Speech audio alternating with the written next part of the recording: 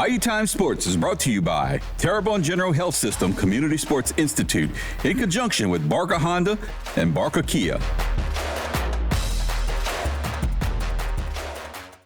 Round right pistol! Round right pistol! Red! 40! Blue 90! Blue hot! Mexico, Mexico! Mexico, Mexico! Mexico! Yeah! 180! What's the hot? 180! What's the hot? Yeah! Yeah! 180! What's the hot? Hot!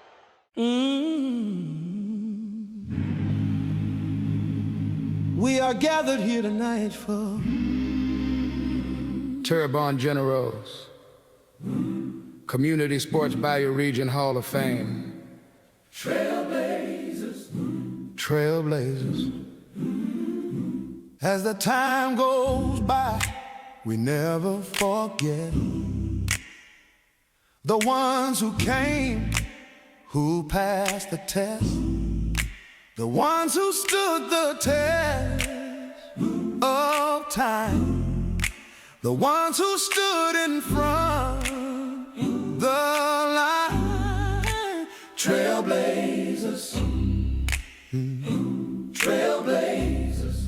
Let the whole room shine on the mountains, clouds so high. Those that reach their fame, let us say their names. Scott Sanders, a baseball star. Gerald Albert, took the Terriers far. Frank Lewis, with Super Bowl rings. Eric Andelsek, became a Lion King. Buddy Marzello, loved by all. Bobby Hebert, he stood tall. Earl Grove, A man on a mission, Harold Adele, phenomenal pitcher, Larry Wilson, ahead of his time. Ronnie Estate, held down that line. Tommy Hodson, A Tiger Hawson, a Tiger all time. Tiger all time. Wally Whitehurst, Connie Whitehurst, threw strikes down the line. Barry LeBlanc, a strike was good. Clarence Verdon, Yes, he could. Jay Pennison, he became an Oiler. Johnny Meade, an offensive spoiler. Margaret Johnson, Great player and coach, Melvin Johnson, can't catch him. Toast. Brandon Jacobs, you can't stop him. Don Schwab, Just win, baby, win. Juwan Dawson, Juwan Dawson, with talent and grace. talent and grace. Carl Morgan, Carl Morgan, set a standard and pace. standard and He's Richie Cunningham, kick 'em far and straight. Sandy Fusel, Can we say stay? Art Cantrell, A deer in the flesh, Bob Rooney, the best of the best. Kenneth Dixon, Ring after ring, Leonard Huey, speed was his thing. Thomas Roussel, His name now in lights, Troy Johnson, a cardinal in flight, Dalton LeBlanc, a track star with speed, Greg Hardy, made receivers bleed, Harry McCullough, made the Olympics, Jesse Miles, caused defensive frenzies, Laurie DuPont, a coach you would love. Pat Zush, still coaching from above. Brandon Brown, round ball was his thing. David Fournay, the rodeo king. Joe Farkay could do it all. Lely Day could coach some ball. Phil Ivers, how he could run. Skippy Ezel, talent by the ton. Chip Didier, Had girls winning games, Ed Orgeron, his team is Hall of Fame. Ernest Brown, play for Coach Brown. Mark Davis was a star around town. Merle Shake Snyder, Chinese bandit, Michael Parrington, Tulane ran it. and tonight, some brand new inductees. So get ready, my friends, and grab your seat.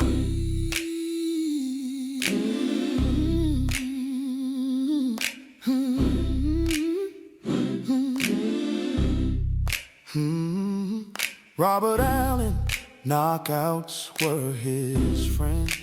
Brandon Belanger, His curve took down men. been born alone. A tiger till the end. Kenny Hollaback, Threw fast as the wind. Preston Lejeune, a coaching legend. And Marie Lee Red, an All-American. Our name and sponsor, we thank you so much. Gulf Coast Orthopedics, a very nice touch. Our home run sponsors, for all to see. Ballinger Shipyard, USI, and HTV. Also thanks to Terrebonne General's Community Sports Institute, Bayou Region Hall of Fame. Trailblazers, Trailblazers, Trailblazers, we still call their name. Trailblazers, Trailblazers, Trailblazers, we still see their flame. Oh yes, you have earned your fame.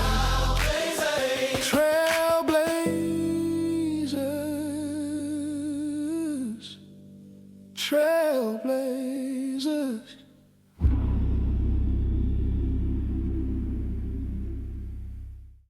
Good evening, everybody. I'm Hilary Domingue, and welcome to the 2026 Terrebonne General Community Sports Institute Bayou Region Athletic Hall of Fame.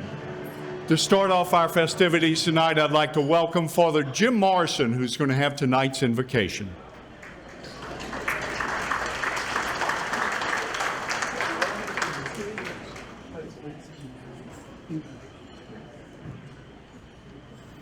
We pray and ask God's blessings upon us. Lord, we thank you and we praise you for all the blessings that you give to us. We thank you for keeping us safe last night, and we ask for the continued blessings of all people who have been affected by the weather across our country. We ask you, Lord, to bless us this night as we honor our athletes. We give thanks for their lives and their accomplishments. We thank you for all the people that have encouraged them and supported them throughout their lives. And we ask you also, Lord, to continue to bless them and allow their light to shine bright so that they may continue to inspire many young people and others to achieve for the best and to continue to take the gifts they have been given and use them for your glory. We ask you to bless our banquet tonight, bless those who prepared this meal and all of us who share it, and especially our honorees. We ask this in your holy name. Amen. And now to help us with tonight's Pledge of Allegiance, Mr. Percy Mosley. I pledge allegiance to the flag of the United States of America and to the republic for which it stands, one nation, under God, indivisible, with liberty and justice for all. Thank you. Next up, I'd like to introduce you to the director of the Community Sports Institute, Mr. Brett Chasson.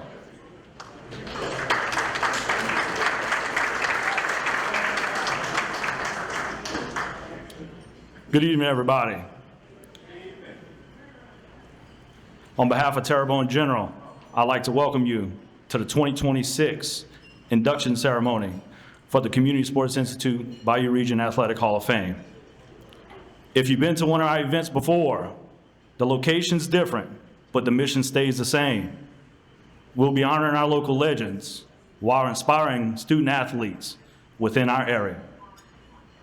Not only will we be inspiring, we'll also benefit those student athletes from a health and safety standpoint as well. Proceeds from tonight's event are going to benefit local student athletes in the Bayou region through the Foundation for Terrebonne General, through various endeavors. There are a couple people I'd like to acknowledge tonight. First, we have the administrative team over at Terrebonne General. Thank you for believing in the mission and supporting the Bayou Region Athletic Hall of Fame.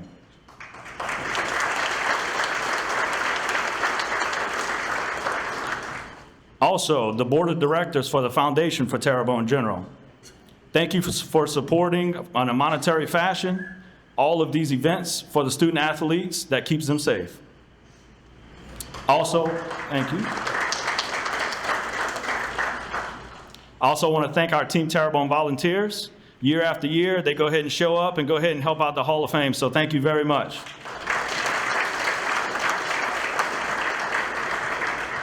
And also to Marriott, with it being a new venue this year, a lot of uncertainties and definitely a great group to work with this year, so thank you, Marriott.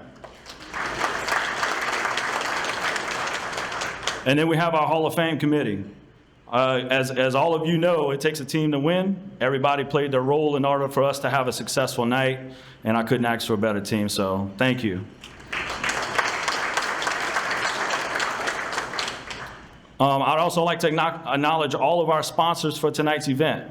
Without their support, tonight wouldn't be possible. So we're going to start off with our goalie sponsors, which is Dalton LeBlanc State Farm and K&B Industries.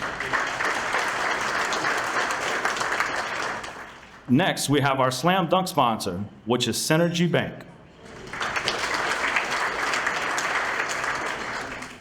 And our touchdown sponsor for tonight is South Louisiana Bank. Our 4 home run sponsors are Bollinger Shipyard, HTV 10, Terrebonne General Health System, and USI. And last but not least, we have our presenting sponsor, our friends over at Gulf Coast Orthopedics. Can you please give all our sponsors a round of applause?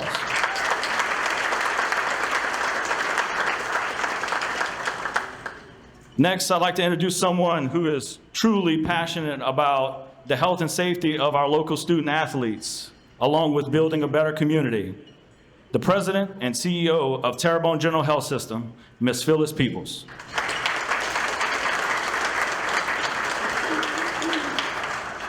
Good evening, everyone. It's so nice to see so many people here this evening. It shows our passion to honor the legacy and legends of who we have in our community.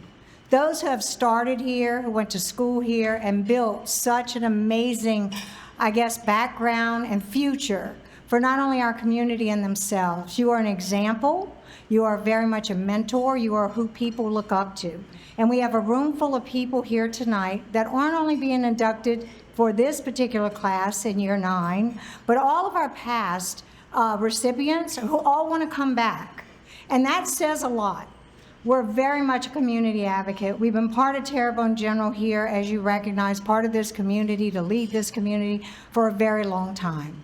I've been in this particular role as CEO for 23 years, and I have to tell you, over that lifetime, it is a lifetime to me, and many others who've done this for so long, to see the community engagement, involvement, participation, volunteerism is amazing.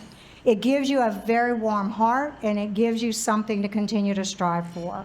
Our opportunity is to try and just keep all of us here and to bring our kids home and to make sure people want to come here and repopulate our young population to such an amazing place. We recruit a lot of people to our particular organization. For those of you who don't recognize, we're one of the largest employers. We're 2,000 people strong in employees, 400 physicians, in addition to a multitude of entities that we have between Terrebonne General, Gulf Coast, and Physician Surgery Center, along with a multitude of clinics. That allows us the opportunity to give back, and we do participate in that. So thank you for tonight.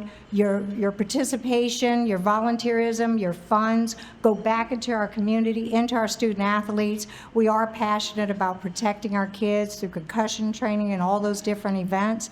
Please continue to come back. We continue to have more room in this room as we build our Healthy Lifestyle Center. And for those of you who are unaware, we are starting that. We anticipate in September of this year. Take us about a year and a half to build, which is in the central core of our community, which is a major investment that we're looking forward to. Our athletes will be able to be there along with our community members, and we're just looking for something that we could do that brings the thread and the quilt and the fabric of who we are and what we do here. Terrebonne General is each and every one of you, or otherwise we're just a building. So thank you for being our community. Thank you for being what we do, and please continue to support an amazing event such as tonight. Thank you so much.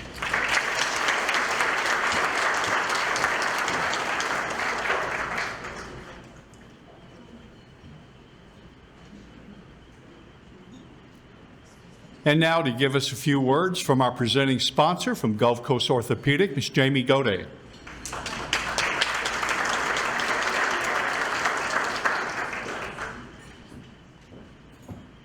Thank you, Mr. Hillary. It is an honor for me to be able to represent Gulf Coast again.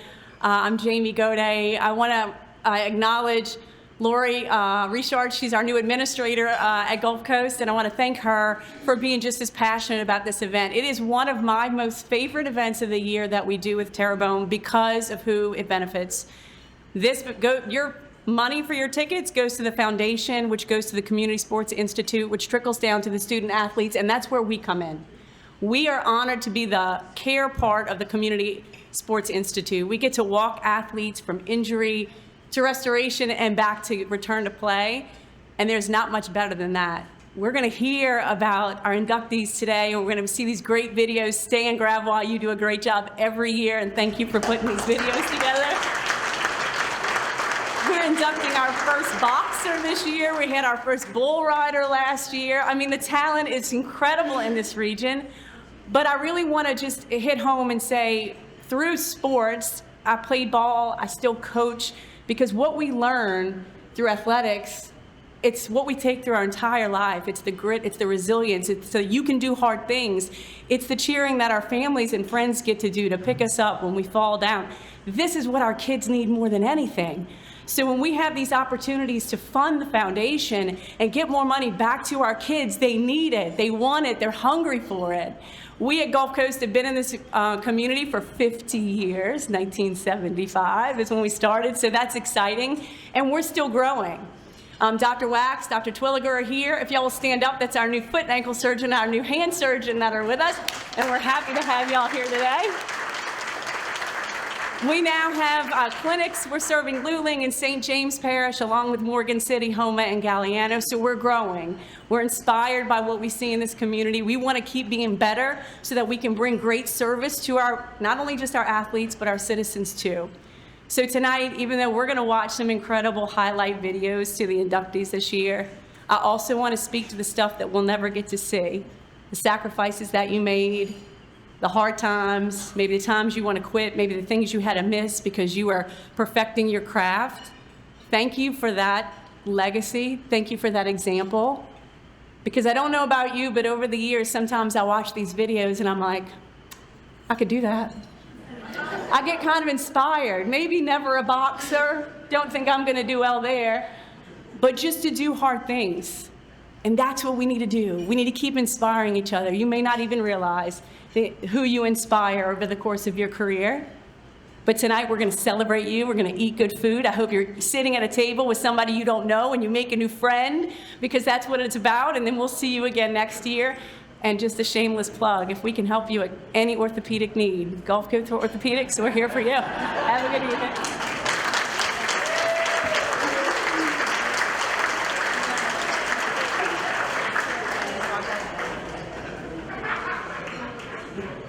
I'm ready to run through a wall now.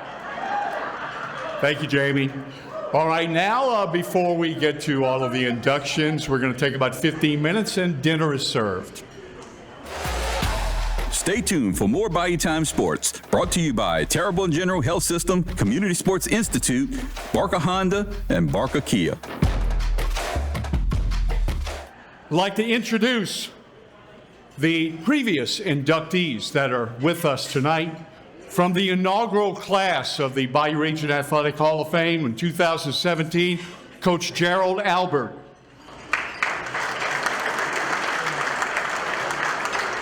From the class of 2019, Mr. Johnny Meads.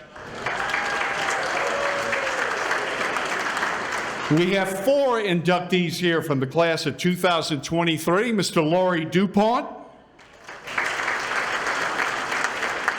Greg Harding, Dalton LeBlanc, and Harry McCullough. From the class of 2024, Mr. David Fournier. Mr. Philip Livas.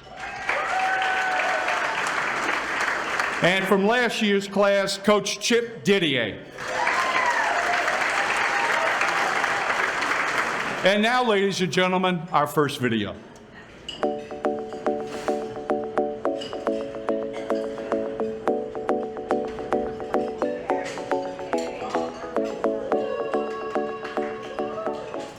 Robert Allen, a native of Houma, was born on June 7, 1969. Robert was the youngest of 9 children born to Albert and Jeanette Allen and attended elementary, middle, and junior high school in East Houma. He moved on to South Terrebonne High School, where he graduated in 1987. While at South Terrebonne, he participated as a member of 3 Gator District champion basketball teams, but always had an interest in boxing as he sparred in local boxing clubs in his youth. Robert moved to Los Angeles area in search of a better living conditions in 1988. He struggled to find work and at one point was living in his car while spending time in Tent City, which is an organized homeless community in Los Angeles. Things didn't start to look up for Robert until he decided to join the U.S. Marine Corps at the age of 19, serving from 1988 to 1992. His boxing ability began to shine while in the Corps. He rose through the ranks in the ring and went on to become a member of the All-Marine boxing team at Camp Lejeune in North Carolina. Standing at 5'9", Allen quickly moved through the amateur ranks, becoming the Armed Forces Junior Middleweight Champion in 1992. Later in that same year, Robert went on to become the United States Amateur Light Middleweight Champion. He won the U.S. national title by knocking out 6 straight opponents in the 156-pound division. He had a streak of over 10 straight knockouts at one point, with only one fighter making it to the 3rd round against him. After missing out on a spot in the 1992 U.S. Olympic boxing team due to a loss to Raul Marquez in trials, Robert decided to turn professional in early 1993. Robert soon became known by the nickname Armed and Dangerous due to his ability to stay calm during matches, along with the tenacity of a southpaw fighting stance. Although being right-handed, which led to both hands packing a mighty punch, this was evidenced by his 27 career knockouts. His first professional win came on July 23, 1993, when he defeated American David Pearson by TKO in Chicago.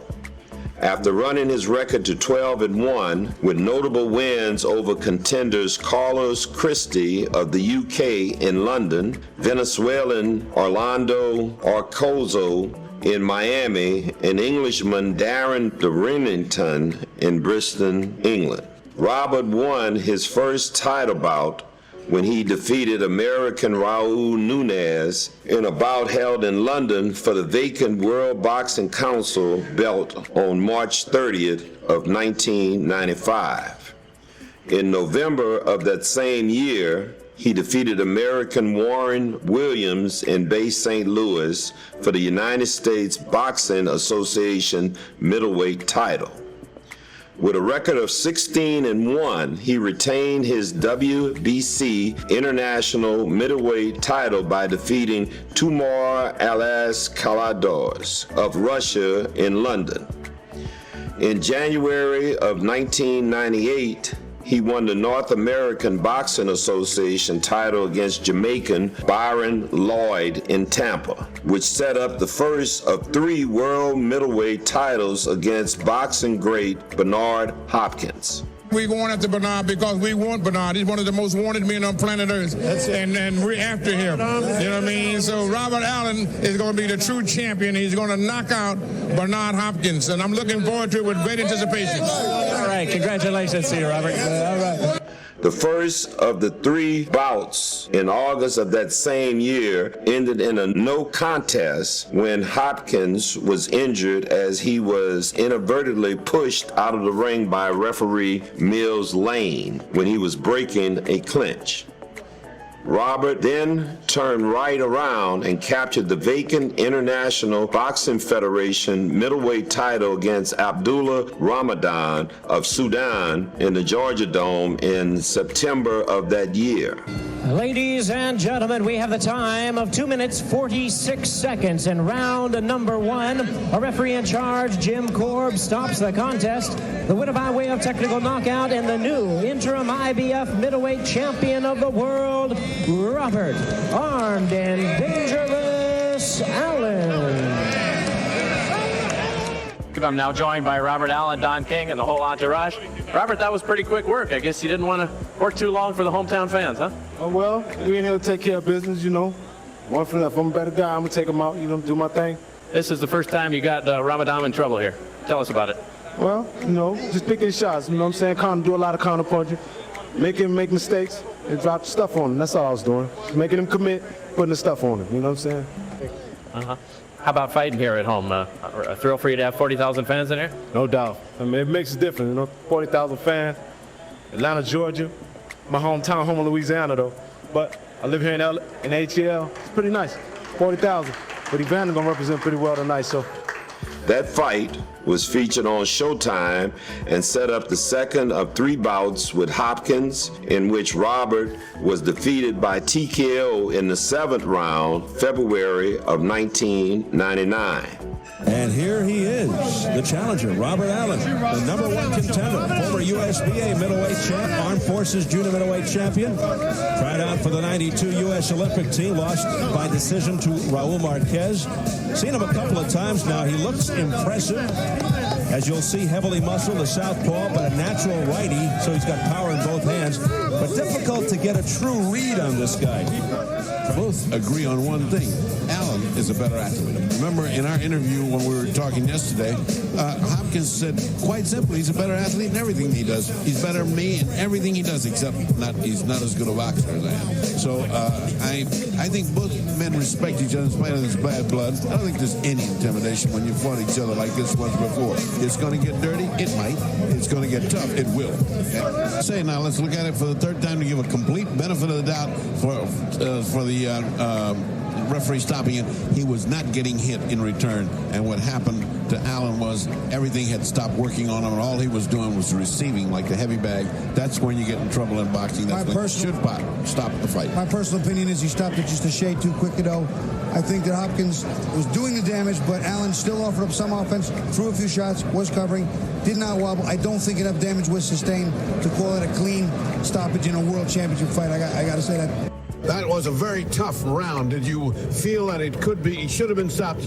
No, Let him answer. I was wobbling a little, but I was still punching. I started punching. I started looking. I wasn't decapitated or, incompetent or punching. You can't be worried. I didn't know what you were hurt because of a low blow or you were unconscious. What was happening to you? I mean, he been a man. You ever been hitting a Oh, yeah. It's like... By 2 wives. Yeah, I mean, I hit low. I ain't been hit low. I don't think I ever been hit low, but... Well, that was 3 times, though. Wasn't it 3 times in one round? You were just... I don't know what he was doing. I see it white when he hit me. Just, you know what I'm saying? Well, in October of 2001, Robert regained the NABF and USBA middleweight titles with a win over American Marlon Hayes in Los Angeles. With a record of 36 wins and 4 losses, he had his final bout for combined WBA, WBC, and IBF titles with Hopkins in 2004 at the MGM Grand in Las Vegas. Tail of the tape now for Bernard Hopkins, the undisputed middleweight champion of the world, defending against Robert Allen for a 3rd time. 1 no contest and 1 victory for Hopkins in their first 2 fights. Now here's a good look at former Marine Robert Allen. He hitchhiked west 2 days after graduating from high school in Houma, Louisiana. It could have been a one-way trip to oblivion. He wound up living homeless on the streets of Los Angeles, Larry, but what a story of redemption from there. Yeah, he was discovered by a couple among a lot of congenital homeless and rescued, and then he wound up joining the Marines, where he was a machine gunner and a boxer. Since the second fight with Hopkins, he has won 13 consecutive assignments, Roy Jones. Not high profile. A couple of them were walkout bouts, but nevertheless, 13 straight wins. He lost the bout by decision after 12 rounds. Robert went on to win his final 3 professional fights. The last came on May 18th of 2007 when he defeated Mexican Moise Martinez in Georgia. His final tally in the ring was 45 professional fights, 39 wins and 5 losses. 27 of the wins were knockout, 12 by decision, and 1 no contest. His career titles include the United States Armed Forces Junior Middleweight Champion, the United States Lightweight Amateur Champion, the WBC International Middleweight Champion, the USBA Middleweight Champion, the NABA Middleweight Champion, the NABF Middleweight Champion, and the IBF Middleweight Champion. Robert found a way to stay close to the sport by going on to train boxers at the Paul Murphy Boxing Club in Atlanta after retiring from the ring. The father of 4 still resides in the Atlanta area.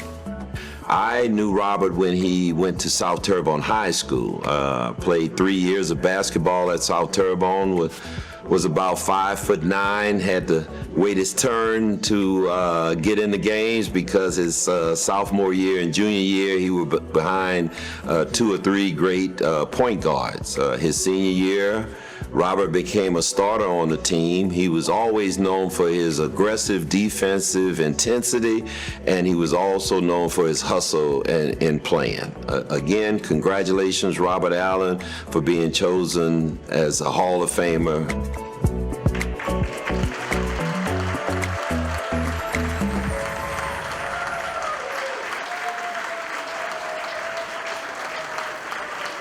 Ladies and gentlemen, this year's first inductee, Mr. Robert Allen.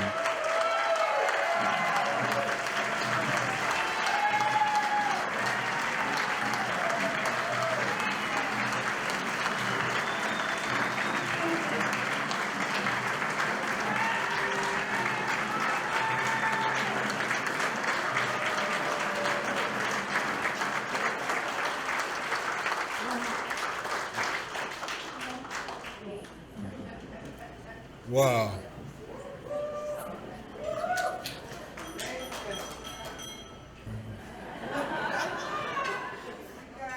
And thanks for the acknowledgement of the career I had and in the fight game. That's a tough game, man. Believe me. Boxing, and y'all seen Don King in there, right? You know, Don King got me to fight. I asked him, and he said, "You want to get to Bernard Hopkins? I'll get you to him." And he did. He got me to Bernard Hopkins. You know, I gave him that credit. But I always represented Houma. I always felt Houma in my heart. I even came here and tried to fight a couple of times, and I mean, I always felt close to home. So, but to be here now and be presented, and for y'all to see all the stuff that I did, and having Frank Lewis and Skippy Ezel mention along with those guys, I feel like I made it.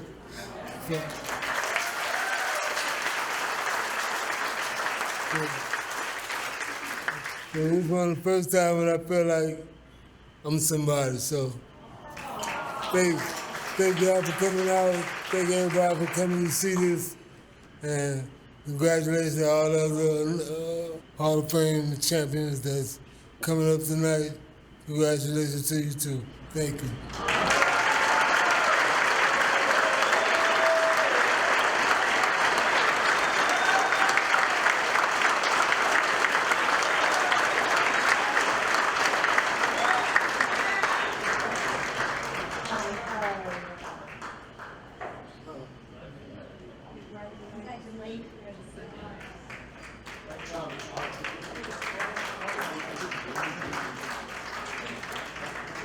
So, Robert, tonight you get inducted into the Regional Hall of Fame.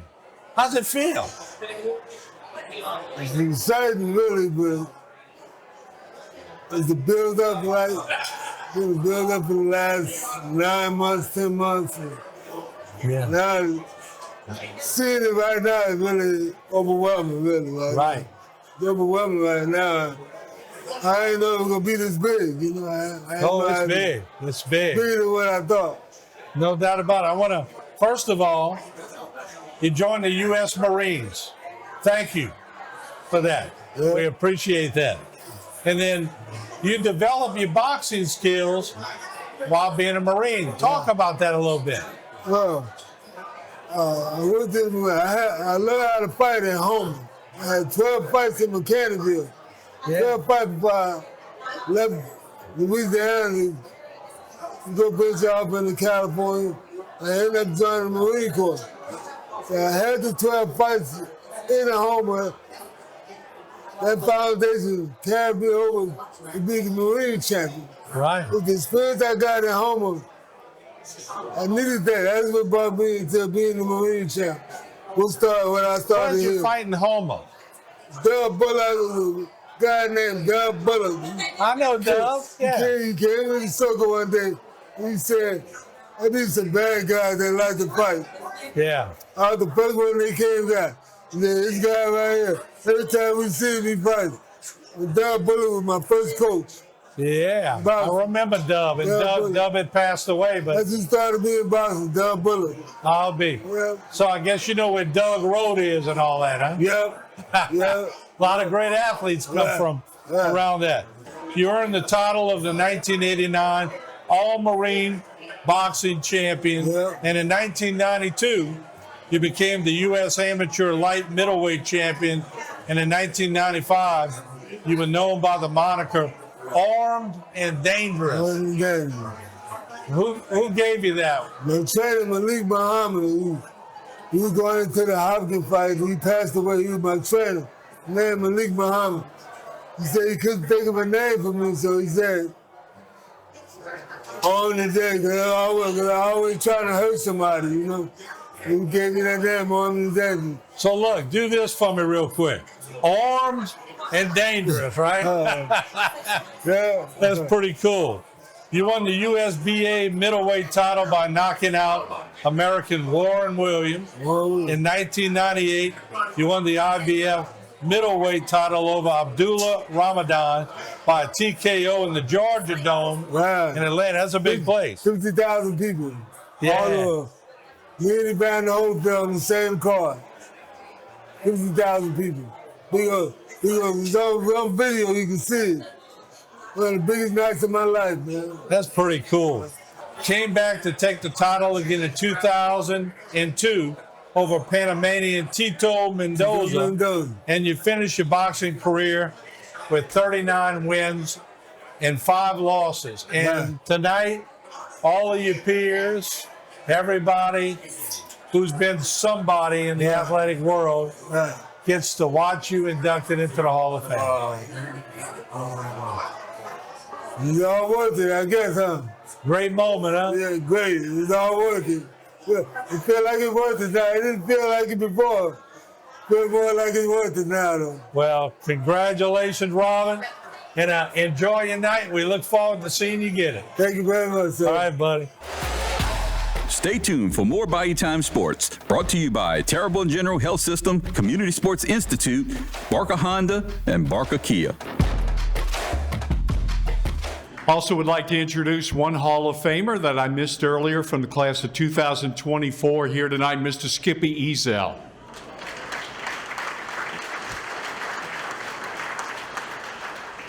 All of our inductees tonight are done in alphabetical order, so no particular order of their age or their rank in this honor, and it is indeed all of our honor, as Phyllis said earlier, and Brett, thanking all the people who work behind the scenes, who do the nomination of the Hall of Famers, the voting, all the work behind the scenes. Thanks to all of them for all the hard work. Now, ladies and gentlemen, here's a video for our second Hall of Famer this year.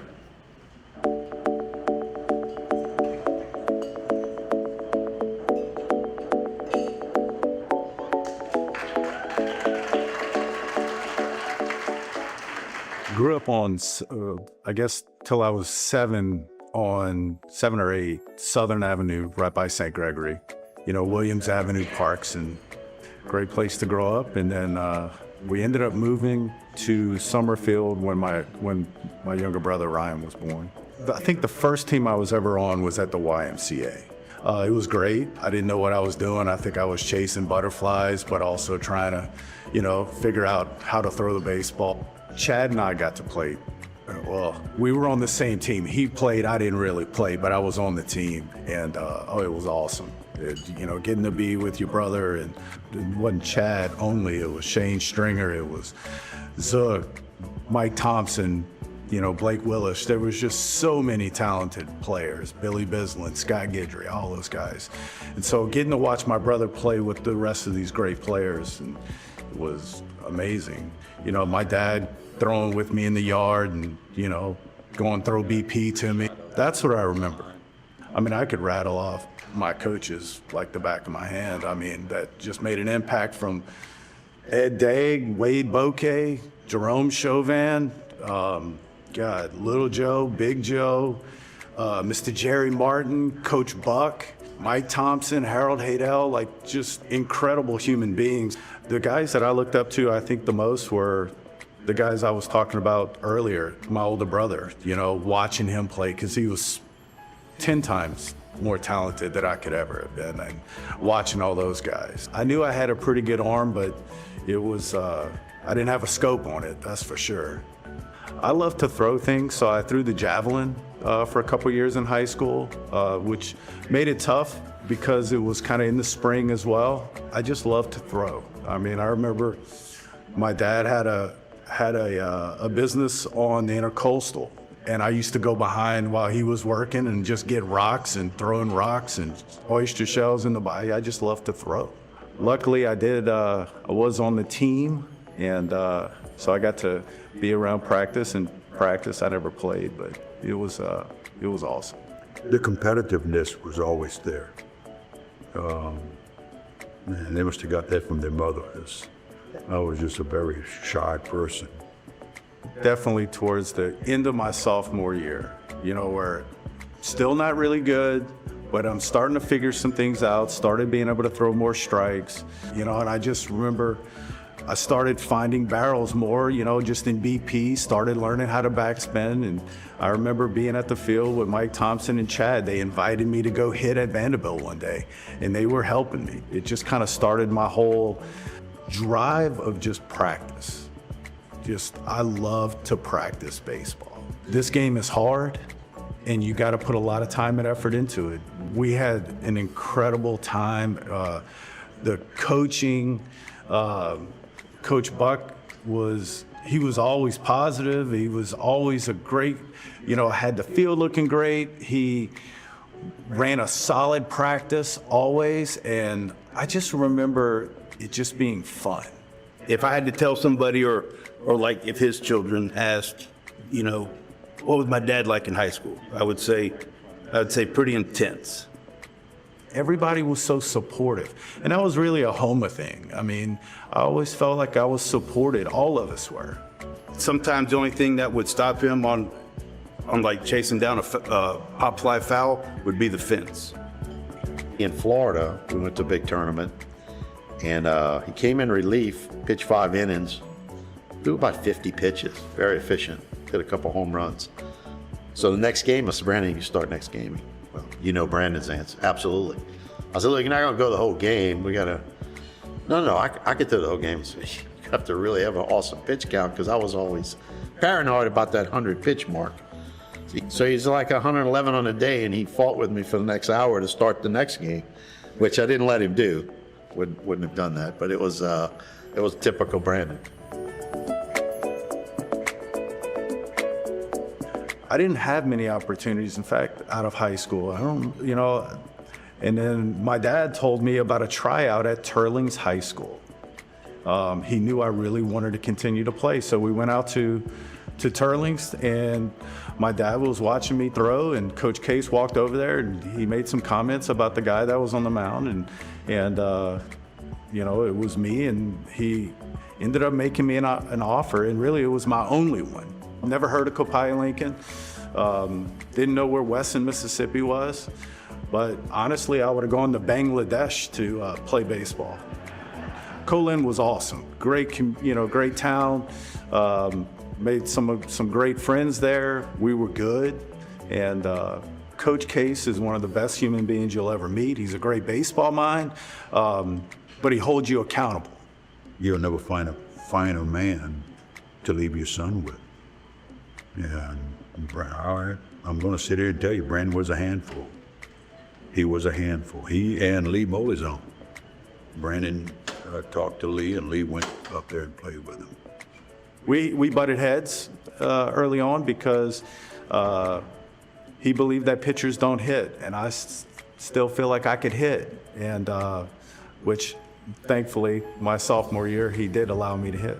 So out of Colin, I didn't have many opportunities either. I had success there, but playing with the Southland Hogs, we were playing in a tournament on the North Shore at Pelican Park, and that day I played first base, and we were playing a really good team, and I had one of those lucky games. I went 4 for 4 with 2 homers. One of them was backside and 2 doubles. So what I didn't know was there was a coach there from Tulane. Rick Jones was there watching the game.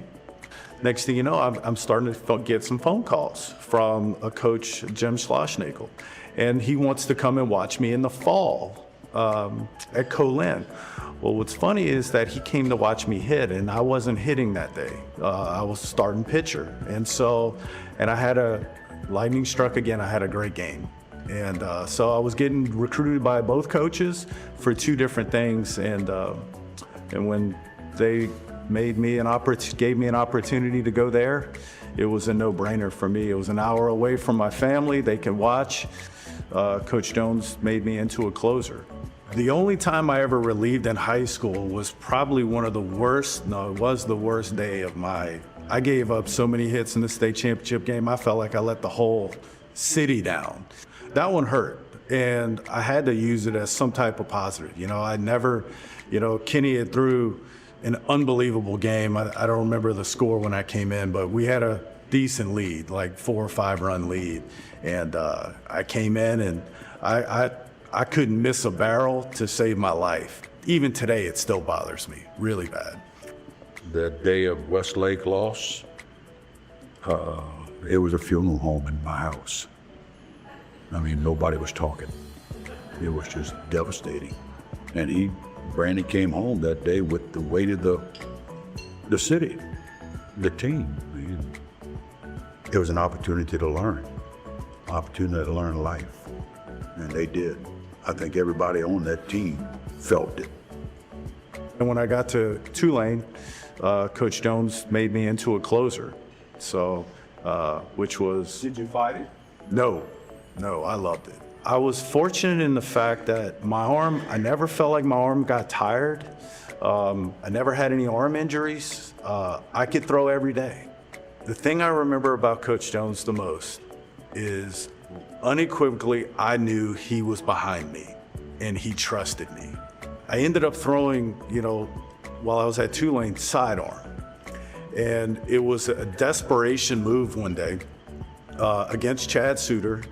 I got him 0-2 during an inter-squad game. And the only reason I got 0-2 is because the 2 balls he hit 600 feet were foul. Okay, and then I dropped down to the side out of desperation that they called a breaking ball. So I just dropped down and threw it and struck him out. And Coach Jones and Coach Schlossnagel, what was that? And do it again, do it again. And then that was the end of my college career throwing up top. And I did hit my junior year. So I played outfield.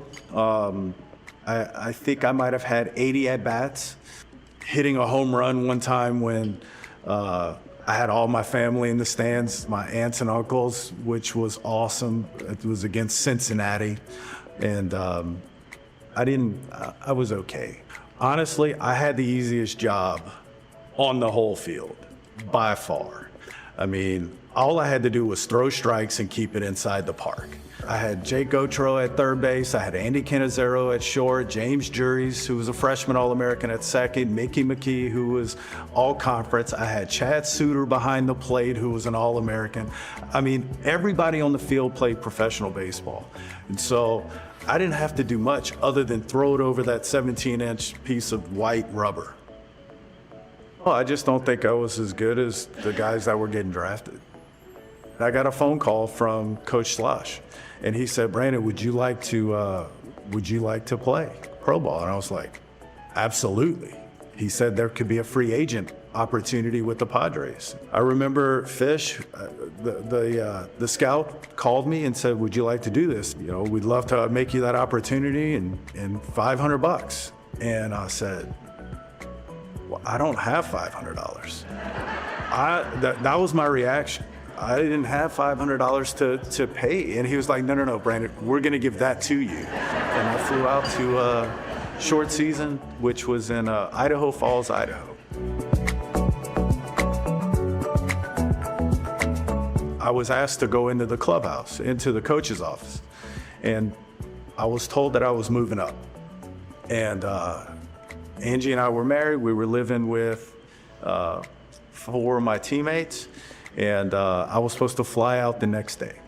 And so I came back and I told Angie about it that night, and she was fired up. And I said, "I think I'm gonna shut it down." And she said, "Really?" And so I said, "Look, I wanna go back and finish my degree. I don't wanna leave you here. I've fulfilled my goals of baseball, and it's time for me to move on." And she was shocked.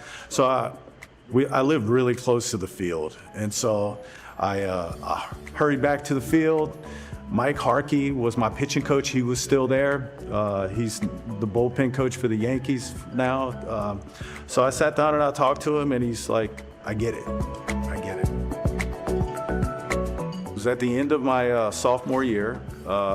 We knew each other, but I asked her on a date, and she said no.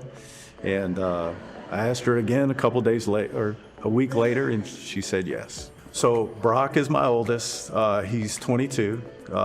He's married, lives in Little Rock, and he's in banking, and I'm so proud of him. He's crushing life. Brody is 19.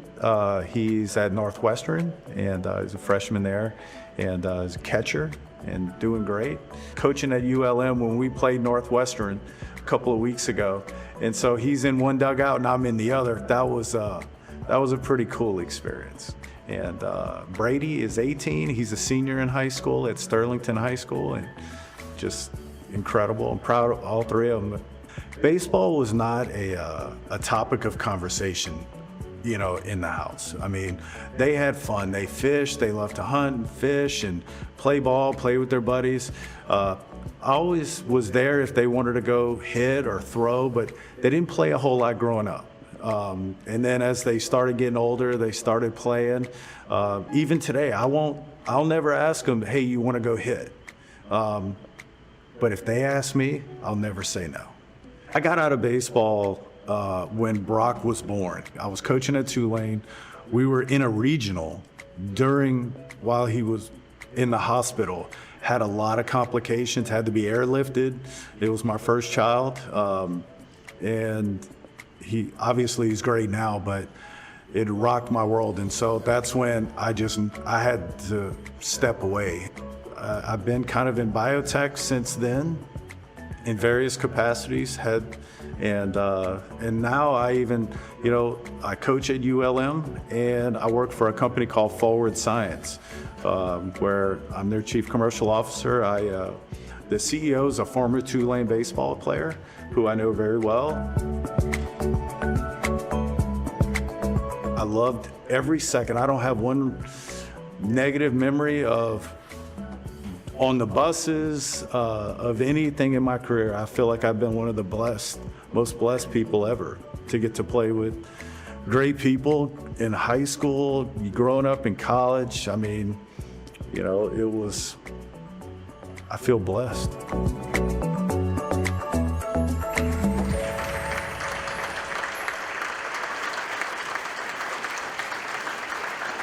Please welcome tonight's second inductee into the Hall of Fame, Brandon Belanger.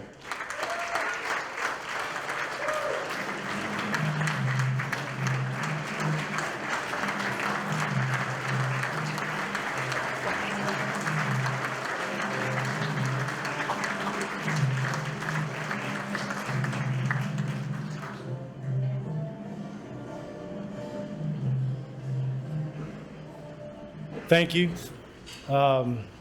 Stan, Tracy, all of Terrebonne General, Ms. Phyllis, everybody with the Bayou Regions, thank you. This is incredible.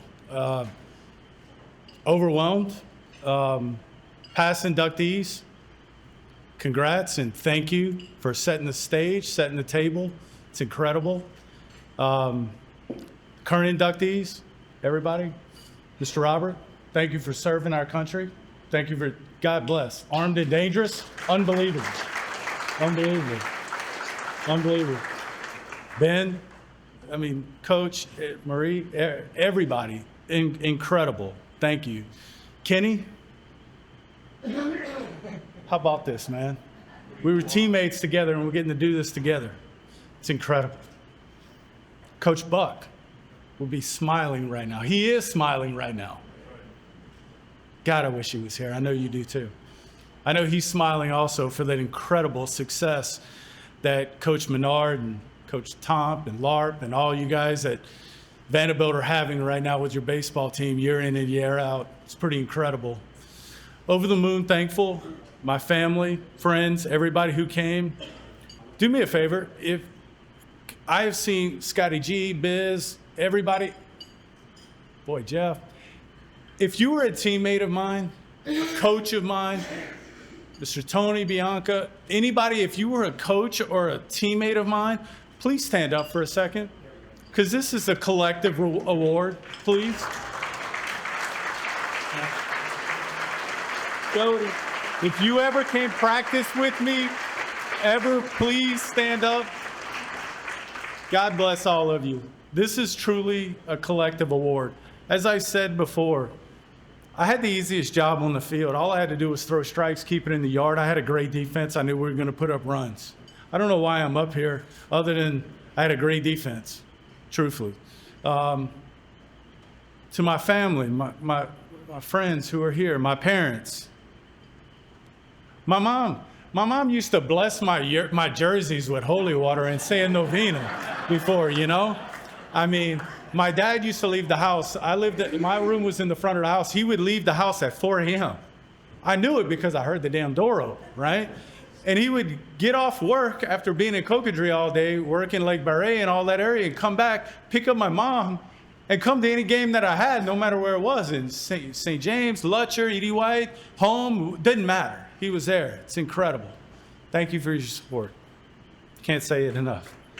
My brothers, Chad and Ryan. Chad set the standard for me. Chad set the bar. Ryan, he finished the standard. He was just breaking all of our records and kicking everything that we had. You're amazing. Thankful. To my wife, believing in me, thankful. She's been with me since junior college. Sticking around 25 years. Appreciate it. She had to put up with a lot. And my boys, Brady's here. My youngest son, thankful you're here. Love you. You're going to play next year. I'm going to be following you. I'm always proud of you. My middle son's playing, like it said, in Northwestern. He's in Colorado in Fort Collins playing summer ball right now. So he was starting tonight. So he was like, Dad. I was like, I get it. Go rock. Okay. And then my oldest son's in banking, and he just took this job. So he's all in analytics, and he's loving it. And he's so thankful for all of them. I know they all wanted to be here. And so this is important to me because of very similar to what everybody said so far. I mean, The Bayou region means a lot to me because it's like the fabric of who we are. We don't scare. We are community oriented. Excuse me, I'm like fired up right now. Okay, and you know, like we take care of our own. My growing up here has been incredible. All of the coaches, people, family. I mean, I can go on and on. I can talk for hours about people that were behind us and always supporting us. And that's how I feel. I felt like I always had the most unbelievable growing up where people took care of us and gave in their own. And that's what I believe is the fabric of South Louisiana.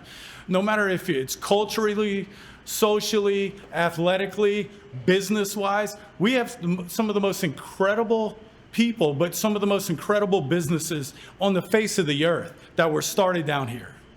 And that's because of who we are. We don't play around. When things get tough, we don't bend, we don't break, we don't run, and we damn sure don't talk. We're gonna turn around, dig our heels in, and we're coming straight at you. That's who we are. And I compliment everybody in this room for being that way, because that's who we are. And that's the only way I know to be. And so I say thank you to building that fabric in my life. I just pray that up to now and for the rest of my life, that I remember what you taught me, that you're proud of who I've made so far, and that I make you proud going forward, because I ain't about to quit, and I'm still coming, and I'm coming right at you. So thank you. I love you. God bless you. God bless South Louisiana. And thank you. I'm overwhelmed. Appreciate it.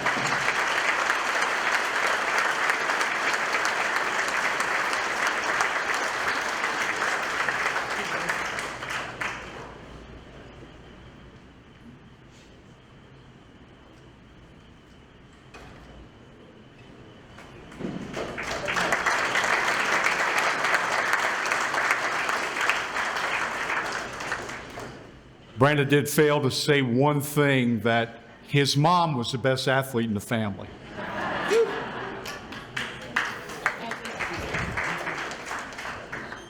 So Brandon, Hall of Fame. You have a storied career.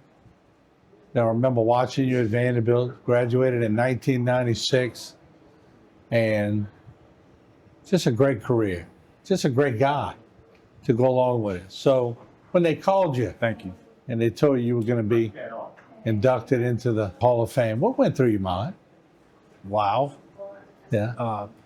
You know, this area is so special to me. Just being from the Bayou, being from Houma, and to get recognized by your community, one of the best, I guess it just gave me chills, to one of the best honors you can get. Mm-hmm. And just overly humbled. Yeah. When did you know growing up? I saw you walked in with your wife and your son told me he's a baseball player. But when did you know you were a pretty good baseball player? It's a good question. I don't know. That's a really good question. I would say I thought I could help my team when I got to high school. I would say that's the best way for me to honestly answer it. I never thought of myself as a good baseball player. Mm-hmm. I thought of myself as a person that could contribute to my team. We had so many great players around everywhere that I played with and played against. And so I never really thought about myself being a great baseball player. I just thought about myself being a great teammate and being able to contribute where I could. I looked up to my older brother, who was a really good baseball player, extremely talented. And I just tried to mimic a lot of things that he and his buddies and guys that were above me did. And I just tried to work to be the best player, teammate I could be. You came from a tradition of pretty good baseball players at Vanderbilt. And I know it's a little different now. Some of the players playing today, they don't quite reflect on the players that came before them, but you knew their tradition. You knew a lot of, the coaches didn't move up too many eighth graders, but every now and then they would move some up, and they were kind of getting everybody accustomed to winning. And so the program and the reputation of Vanderbilt baseball was already there. Yeah. Did that put any added pressure on you? And how did you adapt to that? I don't know if it put a lot of extra pressure on me, but when I looked at my older brother and Mike Thompson and Shane Stringer and all those guys, Craig Giat, when I looked at those guys, man, they hung the moon to me. And all I ever wanted to do was not let them down. And so I tried to work as hard as I could. And then, even the guys right above me, Sky Guidry and, Mark Ardoin, Billy Bislin, and Julio Archilla. I mean, all of those guys were so talented, and I just tried to keep up, tried not to let that gap get too big. And I knew the tradition. I knew what Coach Buck had built. And, Mr. Jerry, God, man, what an incredible man to be around. And it was awesome. I feel ultimately blessed to have the people that were before me and just pushing me, and whether they knew it or not, whether they knew that they were setting a standard for me or not, they did. And I'm just ultra grateful for them. And it started way back before that, truthfully. That's the blessing of growing up. I feel like it's storytelling in a way. I mean, back in Little League and Babe Ruth, all the coaches I had, from Mr. Wade Bouquet to, just tons of people that's the beauty of Houma. The fabric of just community and people investing into the youth, and it was just unbelievable. I'm looking at what they have on the program, and 3A All-State hurler, still holds the Terriers record for most strikeouts in a game with 19. I didn't know that. It's kind of crazy. Yeah, 19. I didn't know that. I don't remember those things. I remember winning. I don't remember those types of things, but that's a lot of strikeouts. I will say that in a 7-inning game. I mean, and the truth is, I didn't have to strike anybody out. Yeah. I mean, all I had to do was throw it over the plate and keep it in the yard, because we always had a good defense. Yeah. Must have been one of those just magical days. Yeah, no doubt about it. That means who were the two lucky guys that got on, I want to interview them. They probably turned out to be pretty special. Might have been a homer. I might have given up 2 homers that day. I don't tell them. So you went on to college in Mississippi after you graduated. Was that where you met your wife? That is exactly where I met my wife, at Colin. And what a blessing for me to get to go to Copiah Lincoln and play there for a man named Keith Case, he's one of those guys that, for me and my 3 boys, if I would pray that they get to be with a man half as good as he was, because he was incredible. He was a great baseball mind, but he taught you about life. And we were good. We were successful, but he was awesome. Yeah. And so, that is where I met my wife, and it just has a lot of fond memories as well. You eventually made it back to Tulane. Yep. What kind of experience was that? Because Tulane always had good programs. They did. Coach Jones had seen me in the summer playing, and honestly, I didn't hit that day that he saw me, or I didn't pitch. Yeah. He had only saw me hit, and I had a pretty good day that day. Yeah. And then he sent Coach Schlossnagel to Mississippi to come watch me hit, and I didn't hit that day. I pitched, and I had pitched pretty good that day. So I was able to be recruited as being a 2-way guy back to Tulane, and it was we had such an incredible team. I mean, once again, it was the same thing. All I had to do when I pitched was keep it in the yard, throw strikes and keep it in the yard. I mean, I had a first rounder at third base. I had every single person on the team. My defense played professional baseball. They were incredible. So I had the easiest job on the field, for sure. At Tulane University, you were named to both the collegiate baseball and Louisville Slugger All-American teams in 1999 as a reliever for the Green Wave, and you left the school as the Tulane all-time saves leader with 27. So you got records at Vanderbilt, and you got records at Tulane. Where'd you get that motivate? What instilled that in you? Where did it come from? I never thought about records, ever. I knew Coach Jones believed in me. I mean, I knew it. And my arm, I could just throw every day. And so I think I had 40-something appearances each year, which is a lot when you play out of 60-something games, I pitched in 40-some a year. I just wanted to help my team, and he felt like it was a time to bring me in. The records just happened, but once again, I had the best defense in the country. Mm-hmm. All I had to do was keep it in the yard, not let him hit it, But you had a good perspective on things, and we could go on and on, but Stan is going to talk about that tonight, your accomplishments. I sort of want to leave this interview with the fact that you're still very young, and you've accomplished a lot. You're going to go up there at a relatively young age tonight. I've seen over the few years, they've had some folks got into the Hall of Fame that were a little older than you. Kind of pretty good that you could go in at an age, especially, you have your boy. Do you have all the kids here today? I don't. I have one. Okay. My oldest son just took a job in banking, and so he's 2 months in and really didn't feel comfortable taking off. And then my middle son, who still plays baseball, he's in playing summer ball in Fort Collins, Colorado. So he's got a game and he's starting tonight. So he can watch it on the video. He'll be able to watch it on the video, and so Brady was able to come. What does it mean for you tonight? Just sum it up again for us. I'm not going to say you come full circle. You're too young to have come full circle, but this is another stepping stone for you. I'm humbled. I'm overly thankful and appreciative. I love this place. South Louisiana means the world to me, and I would say that today is not so much as a recognition of the past as much as it is a reminder that I need to make sure that I continue to give back like so many people gave to me, and helping out the next generation, because that's what makes Houma and the Bayou region so special, is that we take care of our own. We're one tight-knit community, and we just give back. And so I think that's what it means to me. I can't say it, but I can just feel it. It's so special to me. And to have, I know all of my boys wanted to be here, to have Brady here and to have my wife here, and to all of the people that are coming, it's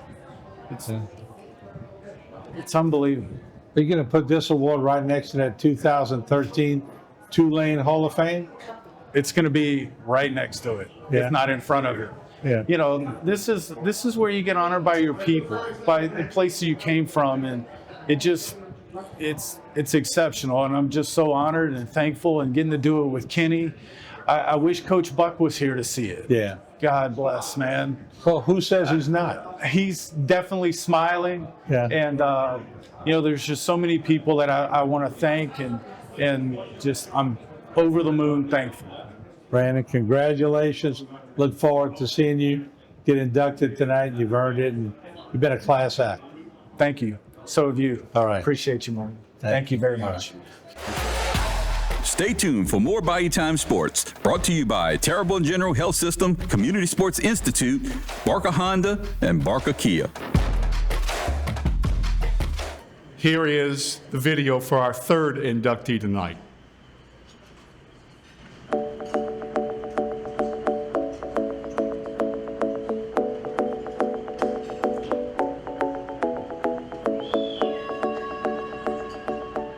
So I grew up south of Lockport. I grew up in the cane field on the banks of Bayou Lafourche, a mile south of our shipyard, and really grew up hunting and fishing and playing sports. And we played a lot of sports. A lot of times it was barefoot in the yard. I went to Holy Savior first, and then Lockport Junior High, and Central Lafourche, and then obviously LSU and NFL. But some of those early days were the best times. So a lot of times we were playing with older friends that were more mature and may have had a mustache when I was still didn't have hair on them on. But that I think helped, build up, some competitiveness in me to want to play sports, and I continue to do that for a while. Very fortunate. I started playing bitty basketball first, and recreational baseball, and that was the beginning of sports for us. Frankly, you couldn't play tackle football early. We didn't have that until we were in junior high. We went to Central games as a kid, even before I was in junior high. And back then they were good. I mean, we had that era of Jamie Lawson and Tommy Hodson and Bart Robichaud. All of those guys were really great players. Mike Duplantis. I mean, I'd say one other person that I've always looked up to, he wasn't from Central. He was a Thibodeau boy. Eric Andelsack was, you know, I remember as a kid, he was a man. I always knew I wanted to play football. I was always the big kid. Yeah, football was always, I knew it was going to be my sport.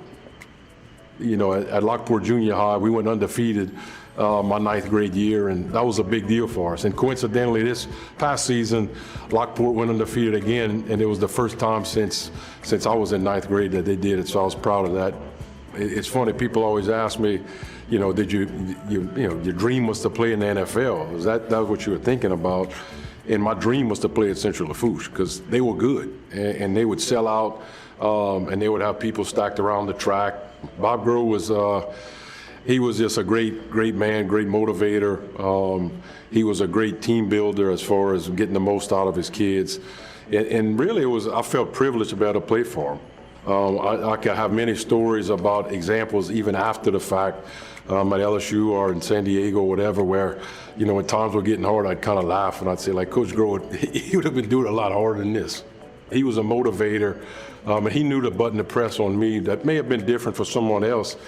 My grandfather was really big in supporting me, not just in sports, but I'd say in life and things to do to, you know, kind of keep me focused where I wouldn't go off the deep end. My Uncle Boise certainly did a lot of that. My Uncle Gary did some of that. My mom certainly was the rock of the family and keep me motivated. But all along the way, I had multiple coaches that really looked after me. My father got sick when I was a sophomore. He had a terminal sickness. He had a heart disease, and ultimately ended up passing away my senior year, Thanksgiving of my senior year. And 2 days before my dad died, you know, he's on his deathbed, literally, and telling me about, you know, you need to be a good man, you need to take care of your mom, your sisters, you know, be a hard worker, be the first to go in, last to leave, all of this stuff. And then he says, and I want you to go to Clemson. And man, it was like crickets in the room, and I'm like, geez, Clemson. And like, I knew where I wanted to go, like, period. And then I got my mom on the other hand, she's telling me to go to Tulane, you know, for the education. And Ken Hatfield was the coach at Clemson, and he calls me, and Coach Hatfield pretty much said, you know, I hate to do this to you, son, but I need a decision. I said, well, my dad always said, go with your gut. My gut says I'm going to LSU. I always knew I wanted to be a Tiger. Very fortunate I had the opportunity to do that. And, you know, we started under some tough times, but I never regretted that decision one day in my life. When the recruiting process started, I remember when I first started getting those letters, you know, in the purple and gold, I'm like, holy crap, this might happen. Having Tommy, you know, be there. Mike was a senior when I was a true freshman, so I was fortunate where I had kind of a, you know, an inside voice of, you know, telling me how it was. And then once I got there, obviously he had the opportunity to take me under his wing, and that certainly helped. And look, Ruffin and Eric were big influences on me. Obviously, offensive linemen. When I got there, I'll just tell you this, yeah, I was like a little shocked. I was like, holy crap, everybody's good, you know? And, you know, you leave, you know, a school where you're the, you know, the biggest guy and the strongest guy and all that stuff. And then when you get there, everybody's big, everybody's strong, everybody's fast. But the biggest leap I had was from high school to college, not college to the pros. With the encouragement of Mike Duplantis, at the end of a practice one day, we were doing call-outs, and Mike very nicely encouraged me to go pick out a certain linebacker and do one-on-ones. And honestly, it was one of the most impactful things I did, because when I called him out, the whole team got fired up because of true freshmen calling out an upperclassman, and I pancaked him twice. So that was a big day for me in my career and my confidence. It brought up my confidence that, you know, I could do this. People could say what they want about the Houma era. It was the dark days. It was tough. But I always respect that he gave me an opportunity to go to LSU. From when Curley got fired to us hiring Coach DiNardo, I saw a different mindset, a different culture, and the expectation was a lot different. I saw the different staff that he brought in. And frankly, it taught me a lot about even the business I do today. You know, I learned from, as I mentioned earlier, the good, and you also learn from the bad of what not to do. A lot of stuff what Curly did is what not to do. Coach DiNardo did a lot of things, I think, the right way. When I was redshirted 2-9, which was a terrible season, probably one of the worst in the history of the school, the Tiger Walk wasn't as prominent at all. The stadium was, you know, half full. To my senior year when we win 10 games. You know, and now if you win 10 games, you're going to be in the playoffs. To see that transformation happen and to see that expectation happen, I think was awesome. And once we started having success, to see it start coming back, it was kind of like, you know, when you plant in your garden and you're seeing stuff come out the ground. I mean, it was exciting to be a part of that. To play for a running back like Kevin was certainly special, but also motivating to us because, you know, we figured the better that we play, it's only going to magnify the fact of the accomplishments that he's going to do, and it certainly was that. So we kind of fed on each other. I'm fortunate I have 2 sons right now at LSU, and I talk about how, you know, back then everybody knew we were going to run the ball, everybody, and we still ran the ball. I was very fortunate, you know, I played with 2 Hall of Famers. You know, I had Kevin Mawai, who was my center when I was playing guard my early years at LSU, and then I played next to Alan Faneca, you know, for my last 2 years at LSU, and I always teased those two. I said, man, y'all make me look really bad. And they're like, what do you mean? I said, y'all were really good. That means I was just mid, you know. You know, my senior year, I was team captain. I was one of probably 10 people that could have been a captain that year. We had a bunch of leaders on that team. And that's why I give credit, I think, for the transformation of, you know, going from 2-9 to 10-2. One of my most memorable games was my redshirt freshman year. We were playing Alabama, at Alabama. I was starting at left guard, and that was my first start at LSU as a freshman. Veteran group led by Kevin Mawai, the 3-time All-SEC. Ronnie Simnick is the other senior, along with Ross Setters up front. Bordelon, a redshirt freshman. And that's when Alabama was on that 30-something game win streak. And, you know, that game when we won in Tuscaloosa, Gene Stallings was the head coach. And, you know, after the game, you know, I was still 19 years old and kind of in awe that I was even playing, you know, not only for LSU, but in Tuscaloosa and starting. But Gene Stallings made it a point to come up to me and tell me that I played a great game. I graduated from LSU in '96, get invited to Senior Bowl. I played in the Senior Bowl. I go to the Combine, and it was pretty funny because I failed every physical at the Combine, and I have bad shoulders. There's no discounting that. That wasn't a secret. Once the draft happened, I didn't get drafted, and literally every team called. We could have went to any team, which is, I don't think that's normal, where every team calls you as a free agent. So I had the opportunity to kind of pick where I went, and I had an agent that helped me kind of navigate, you know, where I thought I had the best chance to make the team, and we picked San Diego. It was an awesome time. I mean, look, you know, I went there as a free agent. My grandfather didn't want me to go. He wanted me to come back to work at the shipyard. And you know, when I got there, you know, my goal was to show him that I could do it and I could play there. And I was fortunate to do that, where made the team, ended up starting as a rookie. You know, and I ended up being there 3 years. The unfortunate thing was they were all right on their physicals. I had 2 shoulder surgeries, and it ended up, you know, literally taking me out of the league. I'll tell you one funny story. It was opening day, my rookie year. We were playing at Foxborough against the Patriots, and we weren't very good, but honestly, I didn't really care that when I had made the team. But I raised my hand to be on special teams. I said, I just want to get on the field. And it was opening kickoff, and my mom was actually up in Foxborough.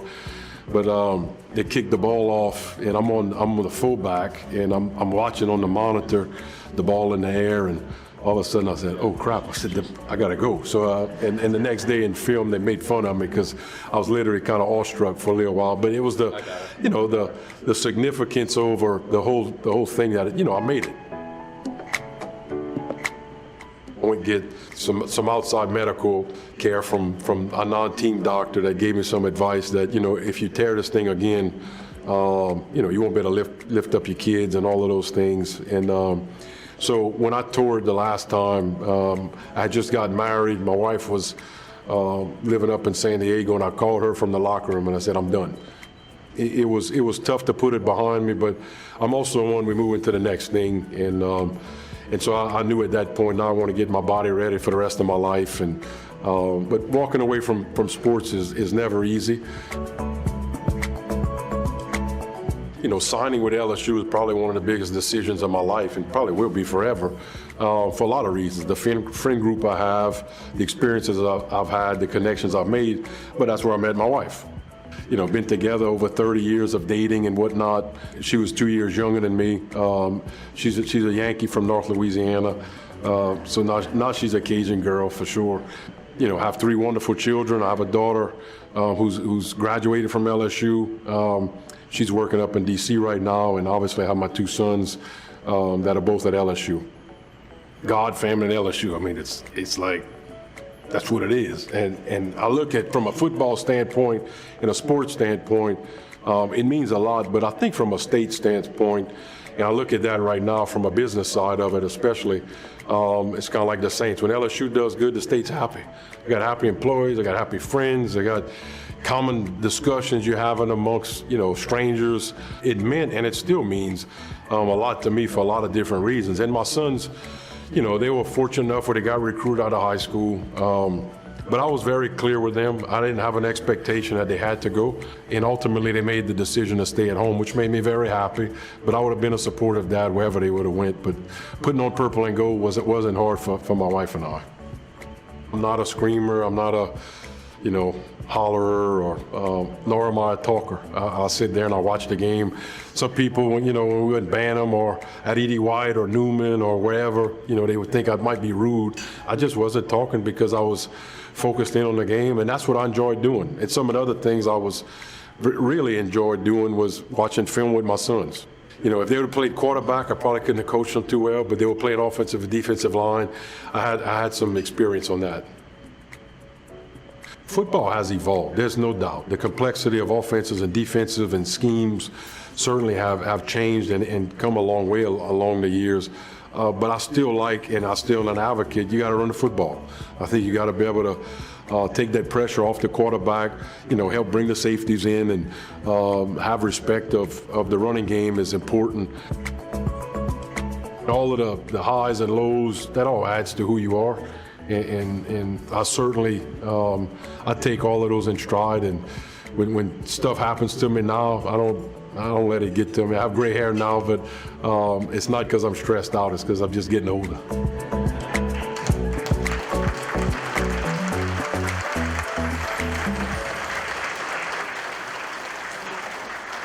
Please welcome our 3rd inductee tonight, Ben Bordelon.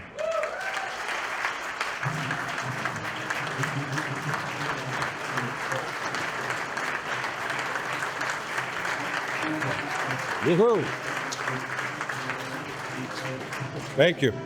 Well, I feel like I don't have to say much. I know everything. No, what an honor to be here. Certainly a special moment when I got the phone call to represent this great class. Congratulations to all the other inductees tonight, and really some of the past ones. I look back at the list, and you know, some of them were on the video. I think about like Eric and Ruff and Tommy, all of those folks. And I think that's what's so special about what's being done here. I guess it's been since 2017. The support that really for this, you know, this class and all of the Hall of Fame classes before us. Hopefully, what we're doing is we're representing some opportunity for the young kids to strive for. I certainly, when I was playing at Holy Savior or Lockport, you know, I never would have thought I'd be standing up here giving a speech to be in the Bayou Hall of Fame. We've had some great athletes in this area, there's no doubt. I mean, your story tonight, Allen on the boxing is unbelievable. I was telling my wife, I said, shoot, my video's not gonna be that cool. He's done some really cool stuff.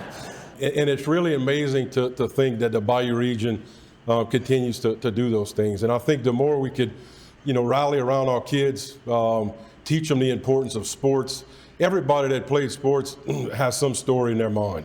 You know, be it a teammate, be it a coach, be the cheerleader, who knows what the thing that motivates. And there's a lot of different things that I take away from sports in my life that I live every day. You know, all of the inductees, I guarantee you, are competitive. And whatever they do, they're competitive. And that still remains with what I do today. I'm fortunate enough to be third generation at the shipyard and do things there. But there's not a day that I wake up that I'm not excited to go to work, trying to figure out the next thing and what we're going to do to scheme better. And a lot of that's same as sports. And I think back on my career, you know, what would I change? Probably nothing, you know.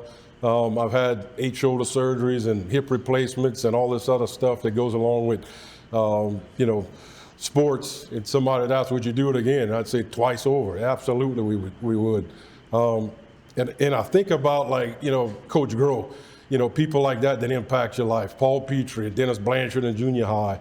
And I played for some great coaches in the NFL, and I played for some at LSU. Some not as good. I mentioned that in the deal, but that's all seriousness is that you do learn pros and cons from everybody you're around. And that's some of the encouragement that I try to give kids is live in the moment. You know, we're a bad society, in my opinion, right now. We're pulling out the phones all the time and, you know, Instagramming and you know, I tell my kids sometimes, just put it down and enjoy it. Like, it's a time that we all have these little pockets in our lives. And you think back of, you know, when all of us were in elementary school and then growing up, you know, we old people now, we're telling kids how fast it goes because it's true. And so sports to me is a huge part of my life. It still is, still something I enjoy. I am fortunate that my sons play. But I'm just a sports fan, and I think what y'all doing here, this committee and this board, and Terrebonne, thank y'all for what you're doing, Terrebonne in general. It's awesome that we're encouraging the youth of our Bayou region to really come out and play sports and be active. And I'm just very fortunate and blessed to be a participant of that. I want to thank my family and my friends for coming. Some of those people I've mentioned, I have gray hair. Michael's on the video; he don't have any hair. So that's, and I'm saying that without love, Mike. But it's mentors like a Mike Duplantis or, you know, an Eric Andosek or those kind of people that you had a chance to really shape your life early. Is what the responsibility we have to do to you. So thanks again for all you do, and very honored to be here. Thank you.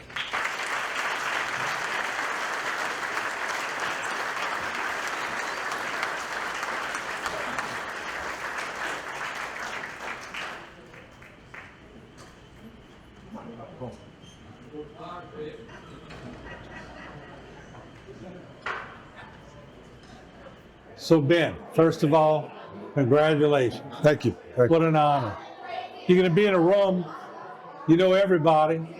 I mean, at my table, you know, I had a couple of people call me this week going, hey man, can I get a seat?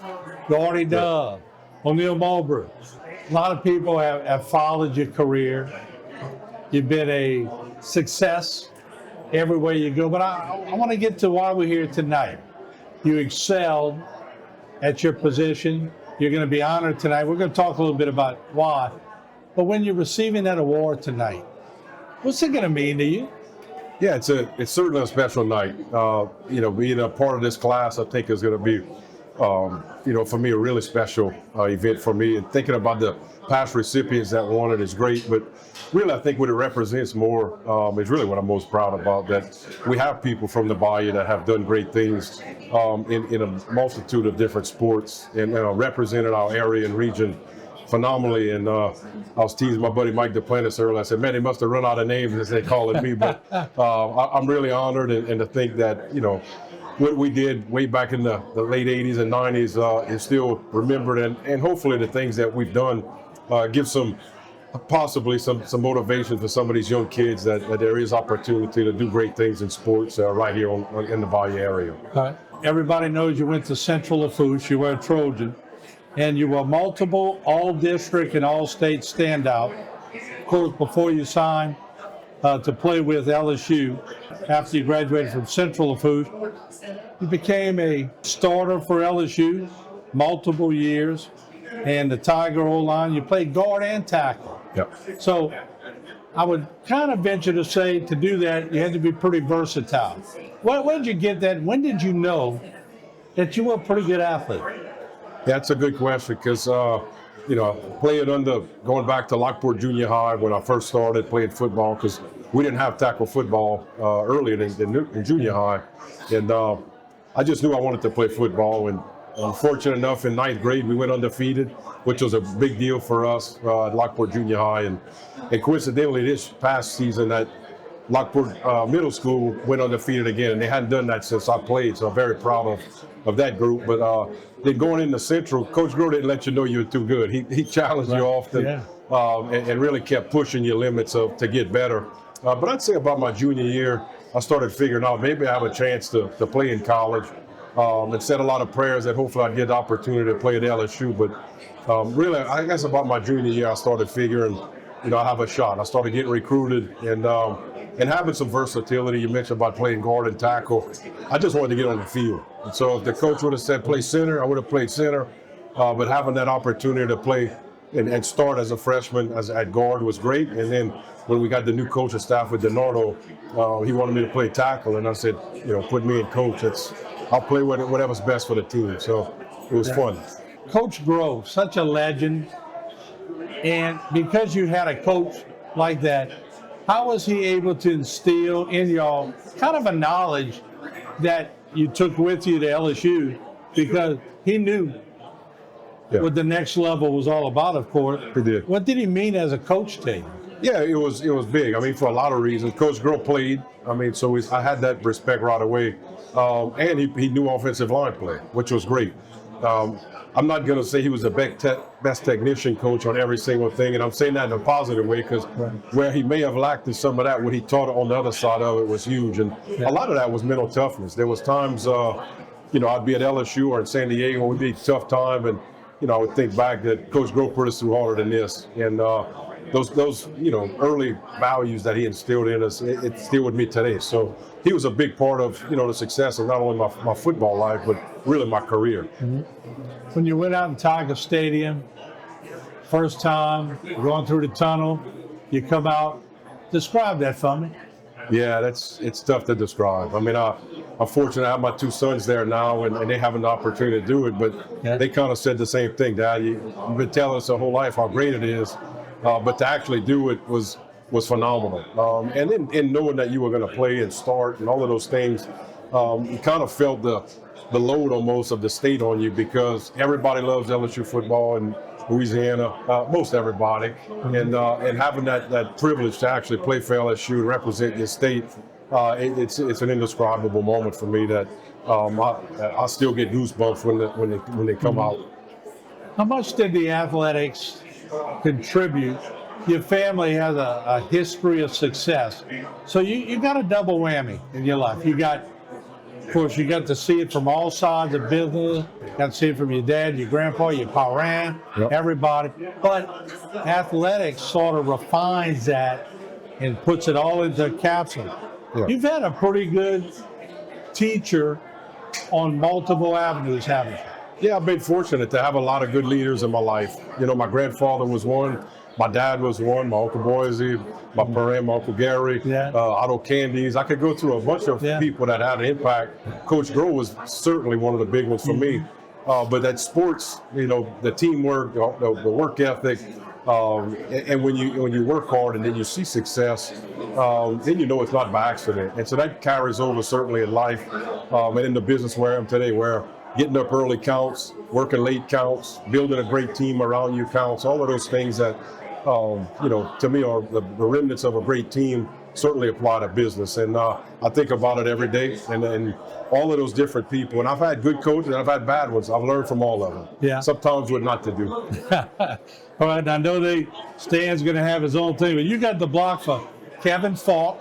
Yep. You've got to, won the Independence and the Peach Bowl. And of course, you went on to pro football with the San Diego Chargers. So with your whole career in business and in athletics, do you pinch yourself sometimes?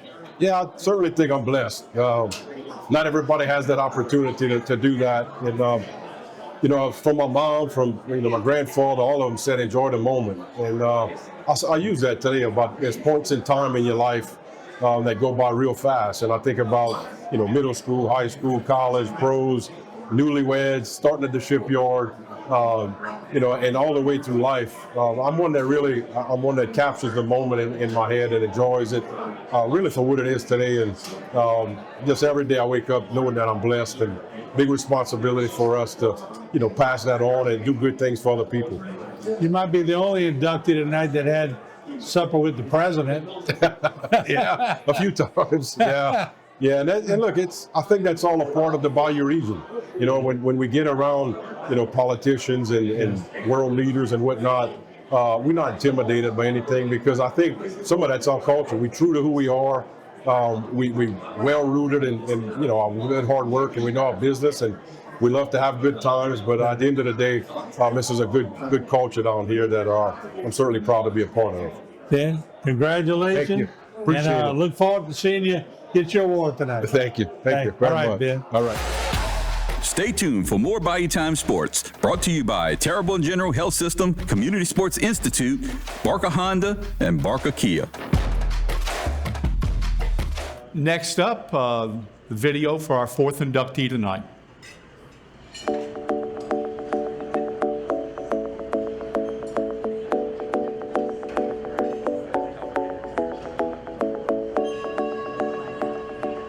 I grew up in Southwest Houston, in Stafford, through middle school. There we played Pony League, played our little rec leagues, and made the all-star teams, and then we went on to the next sport. And then one day, my dad came home and said, "Hey, we're moving to Houma." And we're like, "Where's that?" Moved down here, didn't know anybody, got into a baseball league behind Oakshire Elementary as soon as we got here, and started meeting people, and some of the people that we met, that kids on the team, we're still in touch with today. I wanted to be a catcher because I thought it would be cool, right? You get to talk with the umpire, chit-chat with the batters, and they said, "No, you're left-handed. You're going to pitch." So they put me on the mound, and I was a thrower for, I guess, the next 24 years of my baseball career. The only, I guess you say, the amount that I knew people was just the 4 or 5 months of school when I showed up in September and classes started. So you get to know people here and there, and then there was baseball tryouts, and I went and tried out and didn't even make the team.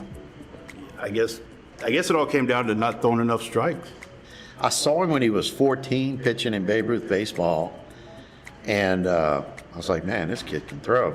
Now, he's right. He wasn't pounding the strike zone at that age, but you could just see something in him. They're going to be loaded. This guy's going to find it, and he did. I've always thought what made me better, and I think made all of us better, was the level of talent that we had at school, buddy. I remember one time at a practice, I saw somebody throw a ball hard, a little harder than normal. I said, let me see if I can do that. And all of a sudden I could. And then you go from there, and I think in a way we just pushed each other without even knowing it. He pushed me each day because I knew he was better than me. And so I just never wanted that gap to get any bigger. I remember Kenny pulling up in his white Chevy truck, jacked up with the big tires, and just coming and dominating on the field. And no matter if he was hitting or pitching, I mean, he was tough to play catch with, much less trying to hit off. Nolan Ryan was a person that I guess I saw as a sports hero, and kind of wanted to emulate him through my career. Being left-handed, it was a little different, and I didn't throw 100 miles an hour, but just somebody that I tried to emulate. The work ethic, 30-something years ago, we didn't have the knowledge and everything that we do now of strength training and throwing programs. We threw every day. We long-tossed every day. We just played baseball. Some of the playoff games, like in the '96 season, just whether they were one-run games, they were pretty intense back then. A lot of noise coming out of the dugout and from all of our parents there, and all the other fans that were there pulling for us. He was fun to be around. He was always upbeat. He was always excited. He took pride in his field, and always had Michael Jackson playing on the PA system when we'd walk up to the field from the field house.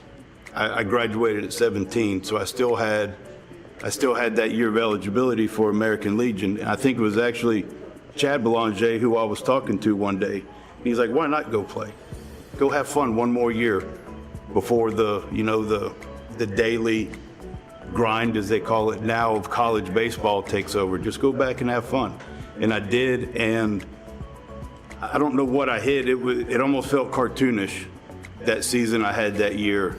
I still think back, or if I run across an article looking through something, the numbers that I had at the plate that year, it was like, what a heck of a year to end on. Butch Terrio and Jody Stroud were coaching with me that year, and the first day we're going to take BP, and I said, look, we've got terrific pitching. We're not going to give up a lot of runs, but I never want to lose 1-0. So we took BP, and they said, that's not going to be a problem. And I think he wore out the old folks home by launching balls over the Tunnel Boulevard, cartoonish numbers, which they really were. And there's a ton of stories. I mean, he hit one in Brewley that went over the fence and landed in a guy's carport and came in the dugout and said, I really parked that one. I thought I could hit for a while till I got to college and got around that caliber of players and realized I had no business swinging a bat. He was a good team leader. He was a good teammate, obviously. He was a good son. I'm lucky enough to know his parents. And Ronnie and Debbie were great. Never had to look for cold beer after a game. They always shave for light. The first pitch Kenny threw was 91, and the 119th pitch he threw was 91, and we won that game. Barb shortstop told me, man, I've never struck out 3 times a game in my life. So that was a big game. The next day he hit 3 home runs. So in my mind, growing up in Texas, my goal was to play at Texas A&M. And I had signed with Wharton County Junior College because that was my goal. If I couldn't get to A&M directly from Vanderbilt, my goal was to go to Wharton County and then transfer to A&M. The pitching coach, Greg Patterson from Northeast, he would call every once in a while, and my dad said, why don't we just go up there? We don't have to tell anybody we're going up there. When I walked down to the fence over past the first base dugout, I remember seeing all the guys, and I was thinking, these guys look like I don't fit in with them. Like, they're bigger, they're stronger, they have facial hair, you know? It's like, man, what do I think I'm doing here? And I sat down and talked with Smoke, and within 20 minutes, every idea that I thought I had or goal that I had of going back to Texas and playing at A&M was out the window. But to make the jump from high school to college, every level you move up, everybody's so much better. You know, now all of a sudden, every fastball you hear coming at you, I didn't want that. I'll just go throw every 5 days and just enjoy being a teammate. My first fall semester, keep being told you're not throwing enough strikes. It's like, I'm trying, like, I don't know, so I had to figure that out too. So it's like, how do you do that? And it's like, well, you just trust your stuff and throw it over the plate. Home plate 17 inches. But as you move up every level, it feels like it gets smaller. And I think that's where my success was. I threw 2 pitches from high school through up to the All-Star break in the 2001 season in pro ball. 4-seam fastball and a curveball, overhand curveball. And it was all off of an offhand comment one day. Back, I guess in the late 90s, wrestling was big. And on Wednesday nights, I made the comment, I forgot something in my buddy's dorm room, and I went back to get it, and they said something, and I made the comment that Hollaback 316 said, I just struck you out, right? And then a couple weeks later, they show up with shirts. So I got a shirt. They all had shirts, and there was a little group of them right past the third base dugout there at Northeast, and it was, I guess, like my own little cheering club, you know. It wasn't very big. And then there was people sitting in the stands that I didn't even know who they were, and they were wearing a shirt that said Hollaback 316 on it. And I was like, this is pretty cool. And then next year, they went and got sponsors, and they sold more shirts. And maybe that was my first step in the NIL world, I don't know. But I didn't, back then you couldn't get any money from it, and I didn't want any money from it. They were just having fun. The year before, they had changed the whole regional thing from I forgot how many teams it was. It wasn't very many to the 64 teams that it is now that everybody's familiar with. And we were able to get in the first year and the second year. Every year I played baseball, I played in the postseason in some form or another. So it was expected, but we were there representing that year, ULM, the first year since they changed the name. And we were playing UNO, and UNO brought a lot of people. We had a lot of people. You know, I had a lot of fans, friends and family from down here that made it to Baton Rouge for that game. So I made it special too, seeing them after the game. It was, I didn't realize it was the first win for NLU, ULM at the time, but that's kind of nice to have your name on that, you know, going back in history. Maybe 40 years from now, somebody will say, who's Kenny Hollowbeck? Well, I didn't have anybody that I knew that had been through the draft at that time, other than the year before, you know, teammate Ben Sheets, he got drafted in the first round. At the time, I didn't understand the difference between a prospect and a good player or anything. I just showed up and played baseball. Maybe that's my fault. I didn't ask enough questions.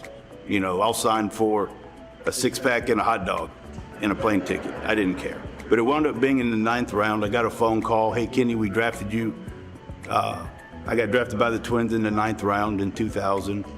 Like 2 or 3 days later, the scout who signed me, he was at the house. We negotiated my signing bonus at the kitchen table.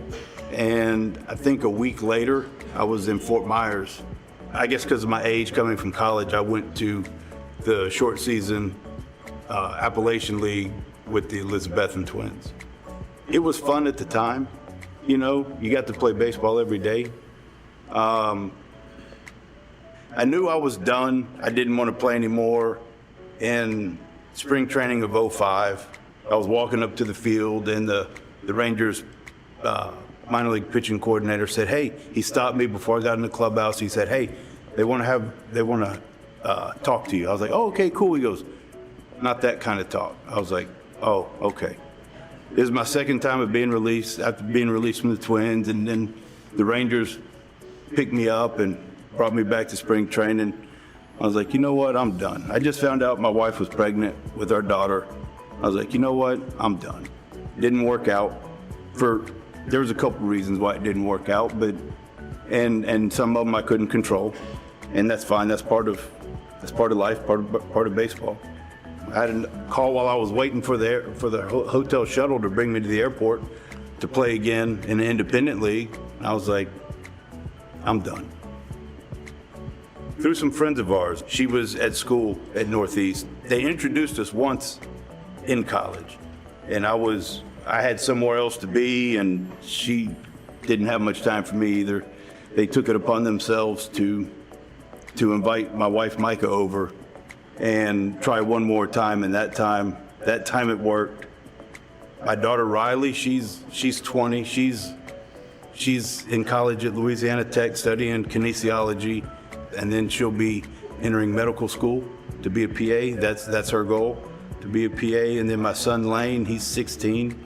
He's a sophomore at West Monroe High School. It's still part of my life. I don't do much with baseball anymore. Support my son playing baseball. I want it to be his. I try not to inject myself into it.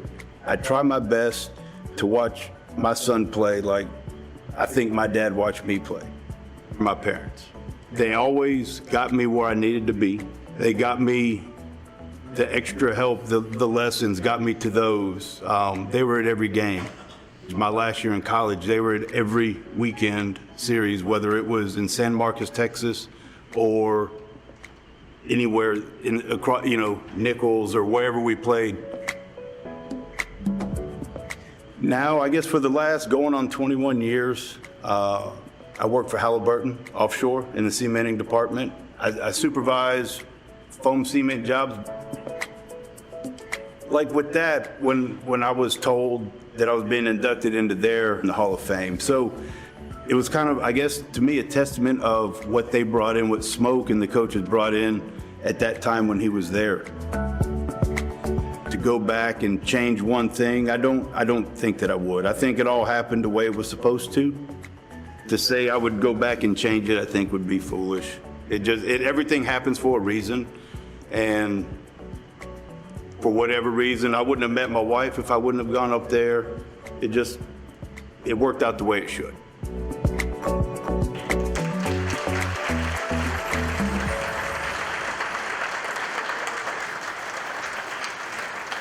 Please welcome to the Bayou Region Athletic Hall of Fame, Kenny Hollaback.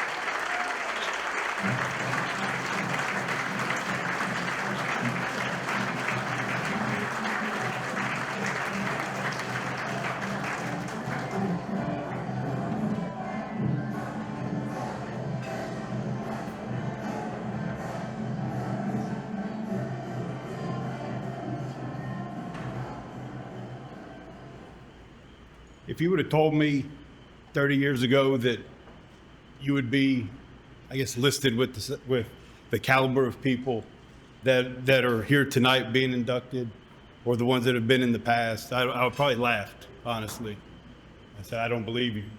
For whatever reason, I guess doing something simple, throwing a four-seam fastball, that was it.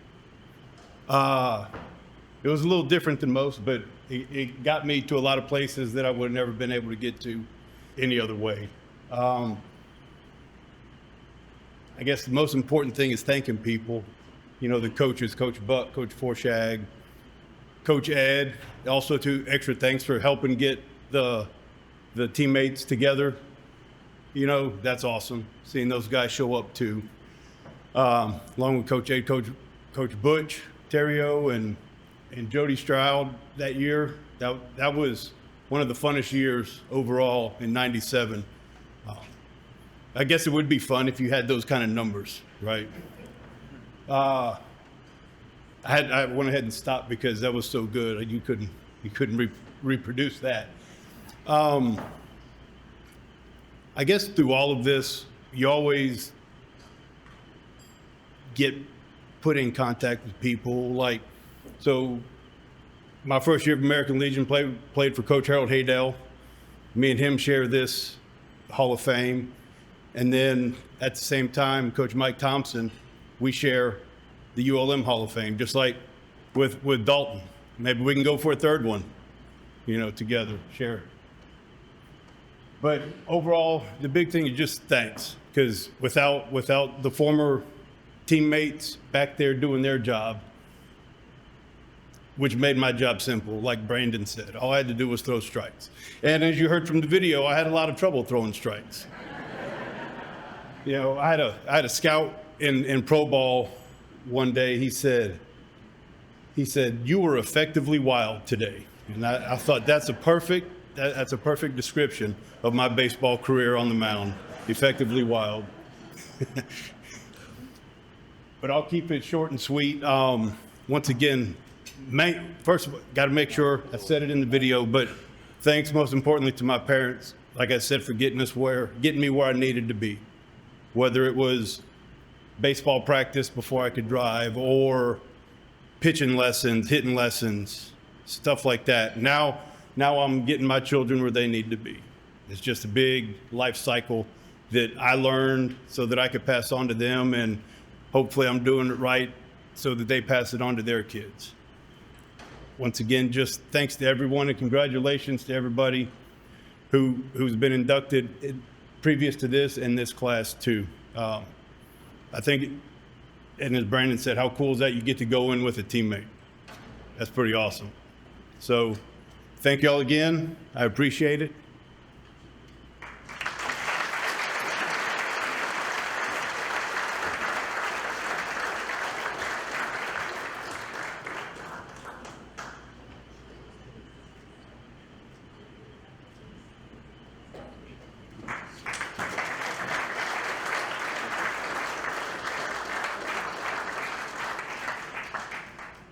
Kenny, first of all, congratulations. Thank you. And I'm interviewing Brandon a little while ago, and just all coming back to me. What a talented team y'all had in '96. But the fact that you come back after a pretty doggone good career, and you're being honored amongst your peers into the Hall of Fame, Regional Hall of Fame. How you feeling tonight? It's kind of surreal. You know, whenever you I guess, show up to play whatever sport you decide to play. You don't plan on setting this as a goal. You know, you set your goals, but you don't ever set being put in the Hall of Fame. It's one of those things where, you know, nice to be remembered. You know, that was a long time ago, but it brought back a lot of good memories, got back in touch with some other people because of this. So overall, it's been a great experience so far. I see that tie's a little gold, that blazer's a little blue. That was done on purpose. I'm okay with that. Yeah, right? Yeah, I'm okay with that. And I want to just go over a few things. Of course, all-state pitcher and state runners-up. And you went on to pitch, of course. They all know it. It'll be shown in there. Northeast Louisiana University, which became University of Louisiana at Monroe. You left the school as the all-time strikeout leader with 321 strikeouts. And you led your team to the first NCAA regional win in school history in 2000 with the decision on the mound against UNO. You finished your career with an amazing 25-5 mark as a starter for the Warhawks, and you were picked in the 9th round of the MLB draft later that same year by the Minnesota Twins. It's kind of ironic that Harold Haydell was picked by the Minnesota Twins. Right. It's one thing whether it's sports or I work in the oil field now, it becomes pretty small. You know, you run into things like not only, so I was coached by Coach Haydell in American Legion. I think that was in 95. Yeah. And then also too, one of the coaches was Coach Mike Thompson. Yeah. Who is also in the Hall of Fame at ULM. So there's a lot of crisscrosses as I guess these post-career accolades come in. You know, you find there's a lot of commonality in the people you run across. Maybe that's not by accident, right? Yeah, there's no doubt about it. But to have this kind of career and to pitch in professional baseball for that long, what age were you when I remember you? I remember we cut out the fence for the state championship game so we could have the good shot without the fence there. But when did you know you had the big arm? How old were you? I don't know. I guess whenever somebody tells me, that's something I never really thought about, you know, because like at Vanderbilt or growing up before that when I was living in Texas, growing up in Texas, I was always surrounded by really good other teammates, other baseball players who you didn't realize it because you're all the same, and you know the iron strengthens iron, always competing against each other in a friendly way. Yeah. You know, I never thought of myself as a standout. You know, I guess we always had good supporting cast around us. You know. Well, I can vouch you were a standout. Well, I'll take it. There's no doubt about it. So you're gonna go in tonight. You're gonna be amongst your peers. One of my best friends, Harry McCullough, is going to be sitting at my table. He's in the baseball world. He played in the Olympics. How does it feel that you'll be getting that award with a bunch of other athletes from this area that also excel, and their focus will be on you? Once again, it's something you don't really think about. It's I guess it's cool to keep it simple. You know, you don't ever think about it that way. You know, I always tell my son, there's always somebody better. I said, but you'll never know when you run into that person. You're always competing against other people, and I guess that's what we did in the world of athletics. You're always competing against each other, and so to be included or to I guess have some accolades, you know, that other people don't receive, that's pretty cool. You were inducted into the University of Louisiana at Monroe Athletic Hall of Fame, so you'll have another one to go into the mantle, right? Right. Just maybe start stacking them up. Maybe somewhere else will be a third one along the way. But once again, it was something when I showed up, I hadn't even really started shaving real good yet, and I was playing with men up there. You know, and when I first got up there, I thought, do I fit in here? I don't think I do. And then I just kept doing what I was there to do, just throw a baseball. And next thing you know, maybe I did belong there, and I had some pretty good success. Kenny, congratulations. Thank you, Mark. Always good seeing you. Yes, sir. I like the wardrobe. Thank you. And you're representing. That's Good right. luck. Have fun tonight. Thank you. Will do. All right.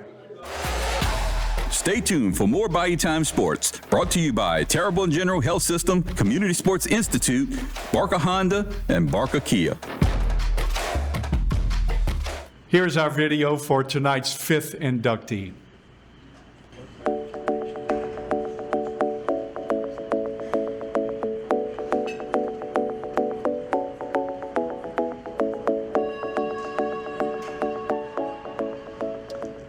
My dad got killed in World War II. I was 5 months old when he got killed. I was born in September. He got killed in February.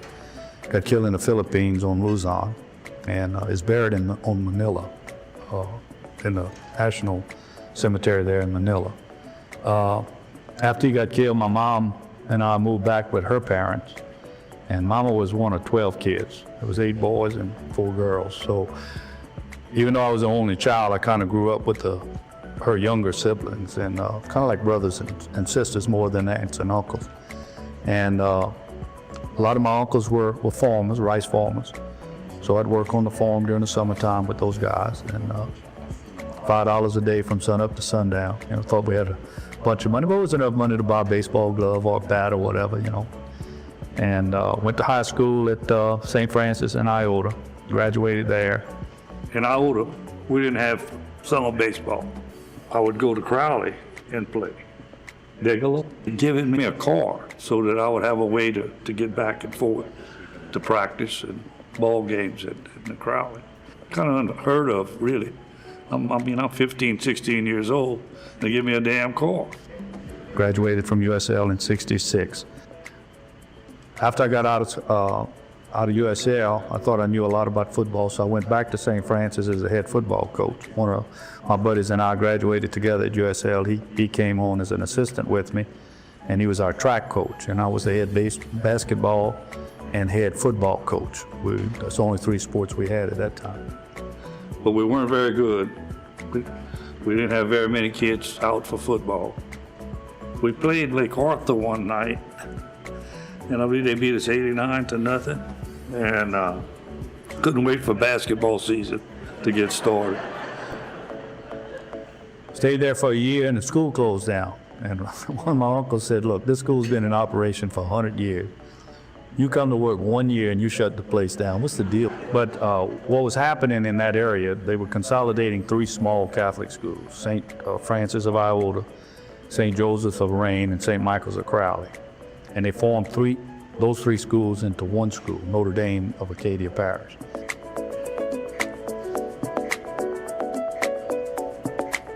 I ended up going to Crowley, and I got a job with Notre Dame. The guy that was the head coach there, Jerry Dill, ended up being one of the best guys I knew. He basically taught me everything that I knew. Probably one of the best football coaches in the state. I don't know that he's ever gotten the recognition that he's deserved. When it came to Edie White, it wasn't like he was a rookie coach that just showed up one day. He had been exposed to great football. They were playing J.T. Curtis and them in 73, 74, 75, 76, 77, and they were playing for either the state championship or they were playing in the semifinals. And I think he probably won 2, lost 2 as a defensive coordinator. And after the '76 season, I just needed to make more money. I had 5 kids, and we just needed to make more money. So one of the guys in town was starting these with the Sonic Drive-In. Sonic had just started and was getting ready to open one in Thibodeau, and wanted me to come run the store in Thibodeau. And he offered me a deal that was pretty good financially for me and my family, so we left in March. I moved my family to Thibodeau in March of '77. It was not a good situation because I'm leaving all my friends and my family. But on the other hand, we have fallen in love with Thibodeau. It was a tough time coming from friends, like my mom said, to Thibodeau. I went to South Thibodeau Elementary and, just kind of found my way, and just tough time. There's this blue station wagon that pulls up with a load of kids in the car. They're screaming, yelling going on. And that was my first encounter with the Lejeune clan. And needless to say, Lance and I, from that day on, became best friends. I ended up getting robbed and shot and almost got killed. And I ended up getting back into coaching. Jim Savage was the head coach at E.D. White. And he asked me to come to work for him. And I told him, I said, Jim, look, I left a good job coaching, one of the best jobs in the state. I said, I really don't want to coach anymore. I'm done.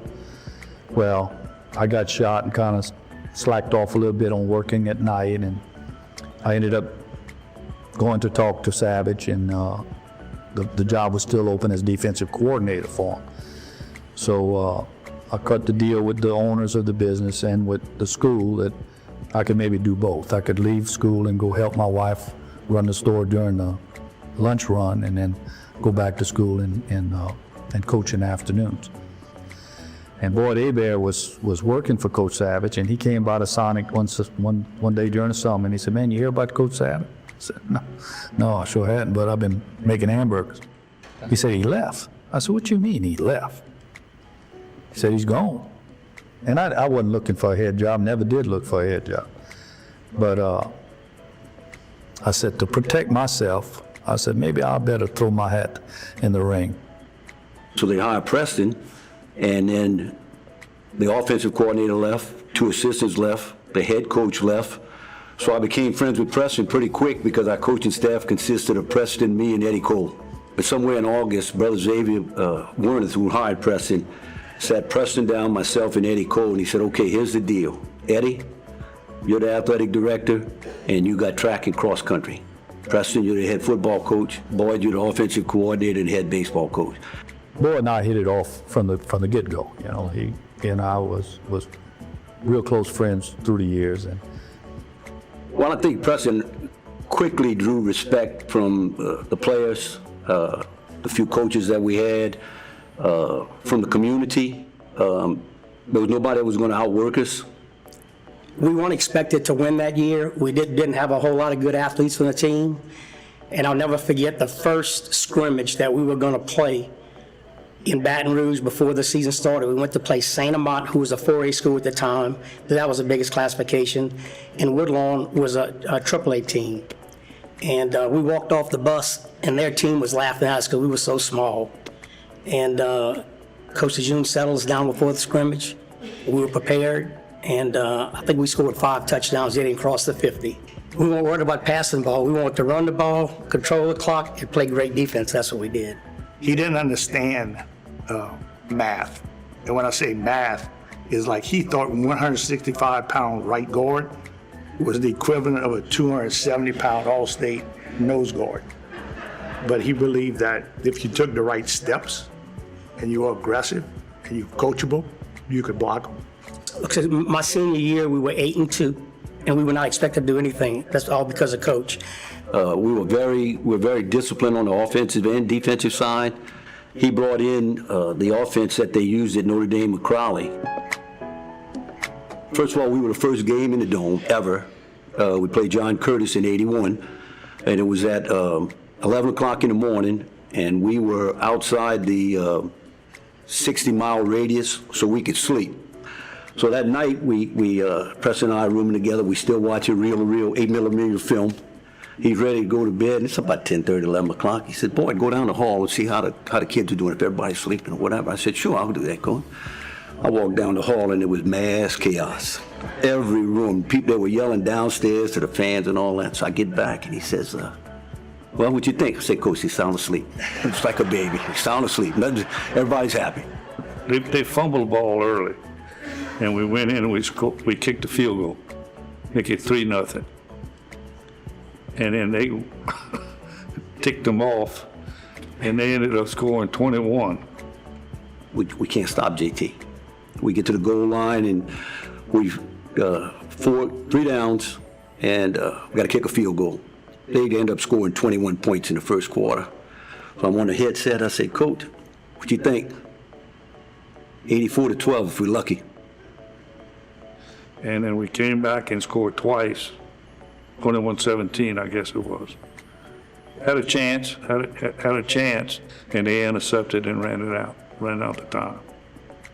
My first game playing for him, sophomore, very young. I don't know if it was against Opelousas Catholic maybe or somebody. And we always ran short yardage to check with me. Okay, so you run a check with me, you don't jump, we're gonna call audible, run a play. So 1 was a wham, 2 was a power, 3 is a pop pass. So I remember, first time I get to do it, so I'm gonna throw the ball. It's, you know, we don't run, we don't throw it much. We can call a pop pass. I think I hit Chris Landry in the back of the head or something. And you had to know Preston. When he's mad, he was on the sideline, he would grab his hat, and he grit his teeth and he's looking at you and he got those blue eyes. So I'm coming off the field and I could see him. He's coming. I said, oh Lord. He said, what are you doing? I said, Coach, you know, you said check with me. I said, 1's a wham, 2's a power, 3's a pop pass. He said, not anymore. You run the ball. I said, okay, Coach, no more. So I don't think we threw it again until I was a senior. Maybe he let me go ahead and throw it. Today we use words like culture and environment, you know, in the corporate world and in athletic programs. Back then we didn't know what that was, but it was created by Coach. We never really had 4-star, 5-star athletes. We just had a lot of structure, a lot of discipline. You knew that it was coming, you knew how we were going to line up, and you just were going to have to try to stop it because we executed so well. Guys that played for him, they knew better, but, you know, being a coach's son, you always talk about nepotism and people favorites. There wasn't none of that. He didn't treat us any different. You know, I played quarterback for him, so, I mean, there was expectation, you know, obviously, but no different. And one of the things I always respected about him was after practice, that was it. We'd ride to school together every day. We'd ride back. We didn't get in the truck, and well, you didn't do this. You should have gave it. And you kept it when you should have gave it. Never. That was it. Unless I wanted to talk about it, we didn't talk about it. If you played for Daddy in his earlier life, when he was younger, it wasn't a democracy. But when he came as an assistant, when I was there, all them kids were like, man, we love Coach. We love Coach Preston. Wait, which Coach Preston? They got one I don't know about. Like Lance, when I would screw up, you know, Pizu would probably take my face mask and try to spell the entire alphabet with it, you know, as he was yelling. And then, you know, with Preston, you know, if I come over there after having a question, one of my thousands of questions that I know he loves so much, and we talk, and he'd let me talk, and then all of a sudden he'd look at me and he'd go, Michael, would you just shut up and get back in the huddle?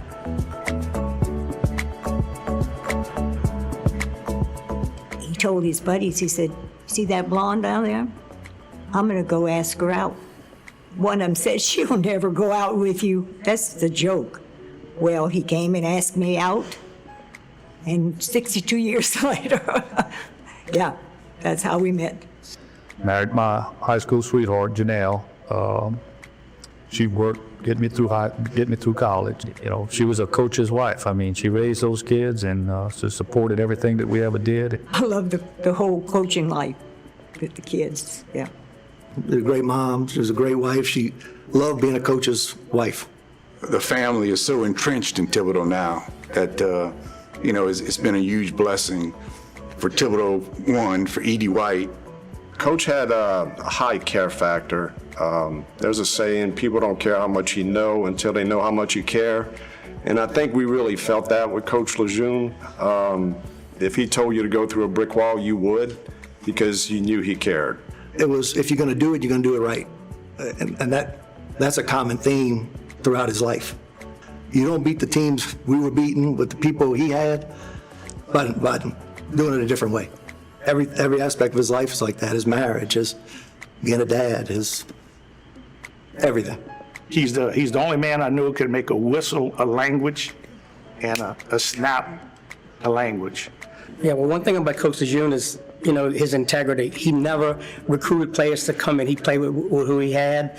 We were good because of our coaching staff, because of how well they prepared us. Coach Lejeune is Edie White and is success and is discipline and is like exactly the way that you want it to be, you know, as an athlete, and then as a parent, sending your kid there to know like the morals, the discipline, all the parts. Besides my parents, he's the person I look up to the most. Well, I had a biological dad that was a good man. And I had a second dad that taught me a whole bunch about life, a whole bunch about coaching football. Tremendous friend. His kids are like my kids. His wife and my wife are the best friends. Just a remarkable guy. As good as a coach as he was, he's a better dad.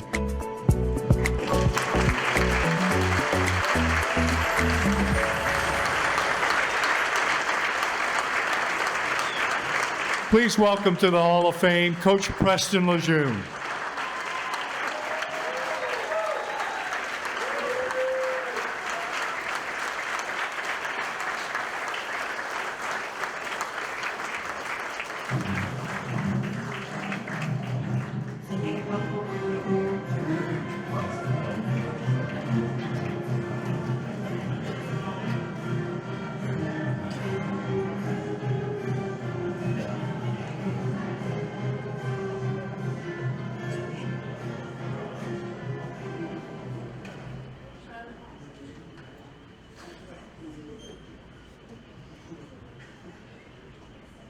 First, I'd like to start by thanking the Bayou Region Hall of Fame Committee for this tremendous honor tonight. I would also like to thank my wife, Janelle, my children, and all of my family for your endless support and love throughout the years. I want to thank the coaches I worked with, my players, fellow teachers, and administrators, and all those behind the scenes who supported our Edie White program. All of you have helped make my coaching career one I could always look back on with pride and satisfaction. And last, but certainly not least, I'd like to thank God for all the beautiful blessings He has bestowed upon me in my life. Thank you for this great honor. Thank you.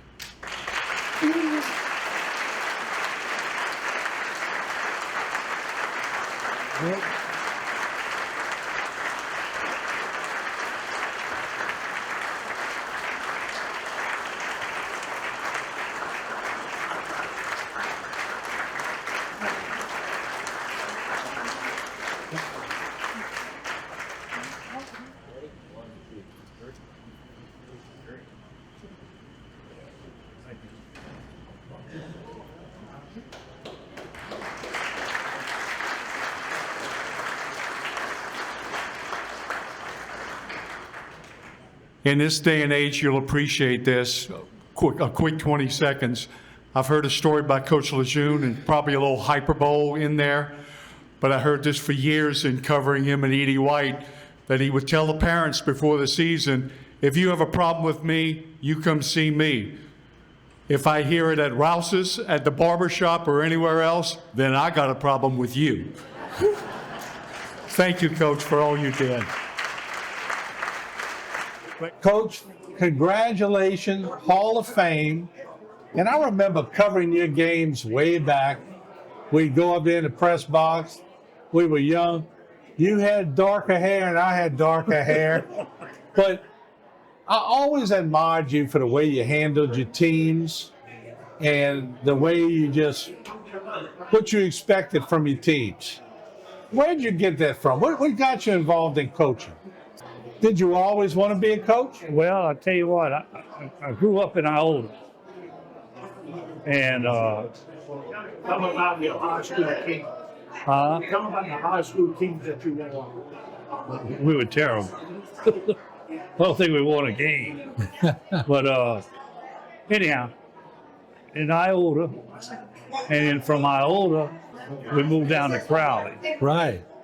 And I got involved at Notre Dame. Yeah. And, you know, that's where I learned. Yeah. Gary Deal was was the head coach, and Ashton Cassidy was the assistant. And I was kind of the one way behind. But anyhow, I learned from those guys. And then whenever I ended up getting my own job, here I am. But you brought Edie White to the finals. You changed that program. But not only that, when you became the athletic director, you had multiple teams win state championships. You expected a lot, but they were giving it back to you, weren't they? Sure. Yeah. Baseball. Lance was coaching baseball too at that time. Baseball team was really good. Softball, so. But yeah, and basketball. We never really was that good in basketball at all. But with football, we were pretty damn good. Yeah. And we enjoyed it. I enjoyed coaching. So let me ask you this: when you're coaching all these players, how were you able? And Edie White's always been scrappy. Whenever you went against Edie White, I went to Vanderbilt, you knew you were going to get a team that was going to give you their all. But the coach had to get that out of them. How did you do that? I don't know. If we were practicing, you did it, you got after it, Yeah. And it just kind of carried on to the ball game. You were kind of stoic by nature. You weren't one of these smiley coaches all the time. You kind of was serious when you were coaching, and I think the players like the discipline. I think some coaches they're not able to get discipline from their kids. You were able to get discipline. Well, Lance played for me. Tell him. Oh, I did, Lance. Was it hard coaching your son? Oh, no. Okay. I had 4 boys that I coached. Yeah. And no, we had good relationships. Yeah. Still do. Yeah. How do you feel tonight? You're going into the Hall of Fame, and everybody in the room knows Preston Lejeune. I didn't realize that was happening tonight. I'll be honest with you.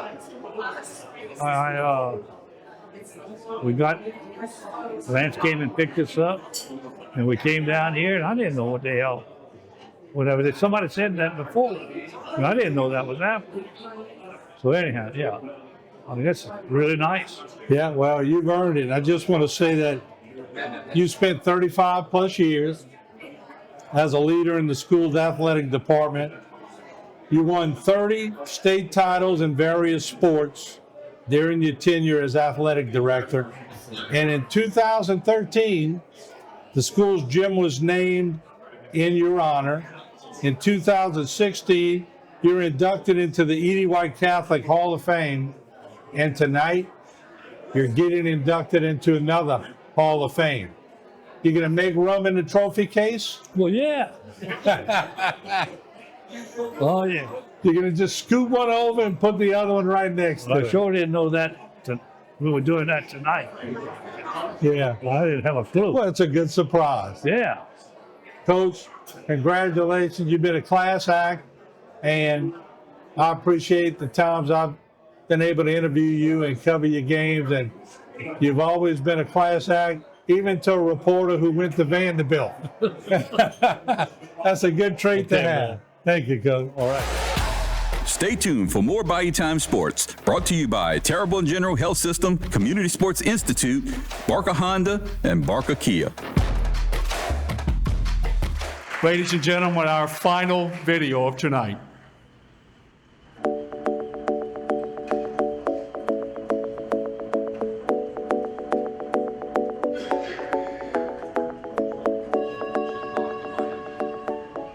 That was LeConte Subdivision in Berg. What a grand place. There was never a moment that we just sat in the house. It was eat a snack, and then we were out the door. That neighborhood ventured to have all kinds of athletics, but Kick the Can was played in the front yard at Mom and Dad's house. It was the yard of choice because it had a fence on the barrier between us and the neighbor to the right of the home looking at it. And then there was a wide open front yard on the right. Baseball and our softball and football were played. That was the LeConte subdivision way.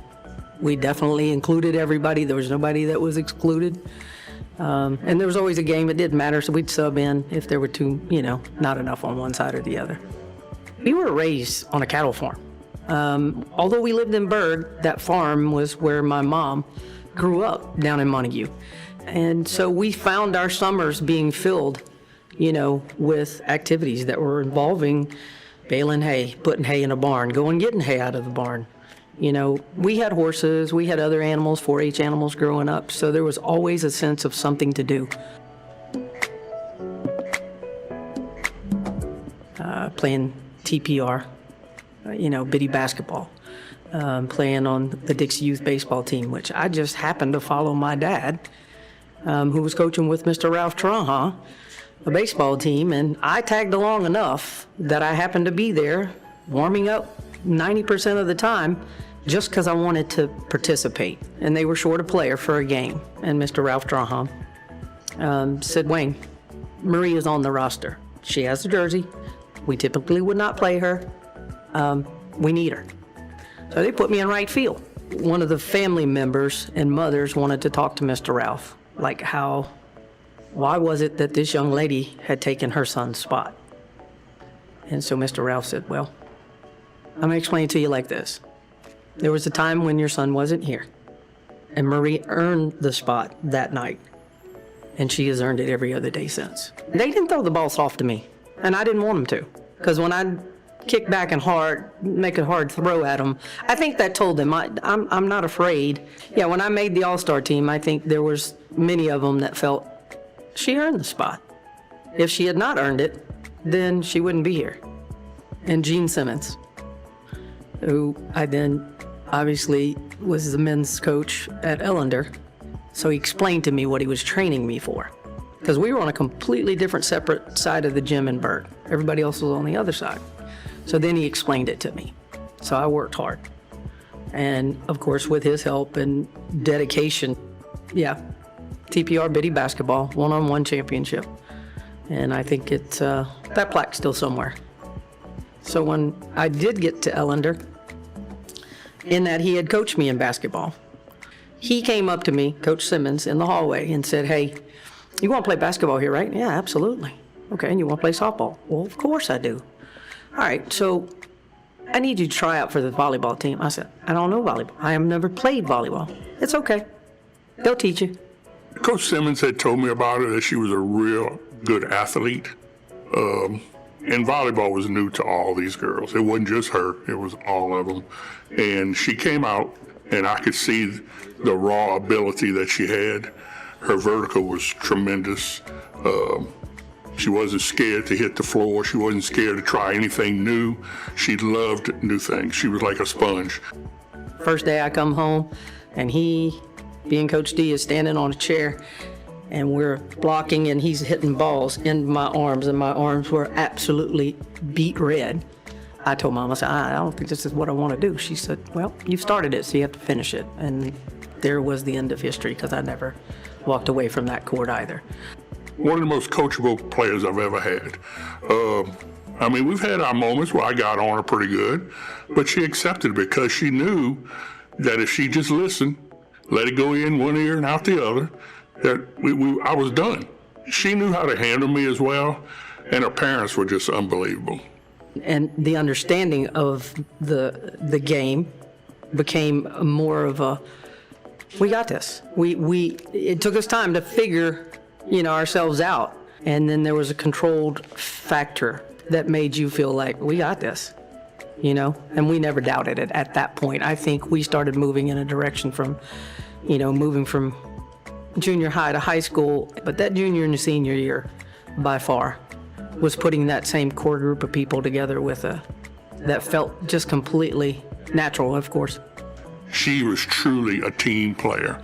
And we lost by 2 points in the state championship against the #1 team in the state, all-girls school with 4,000 girls going to school from South Terrebonne.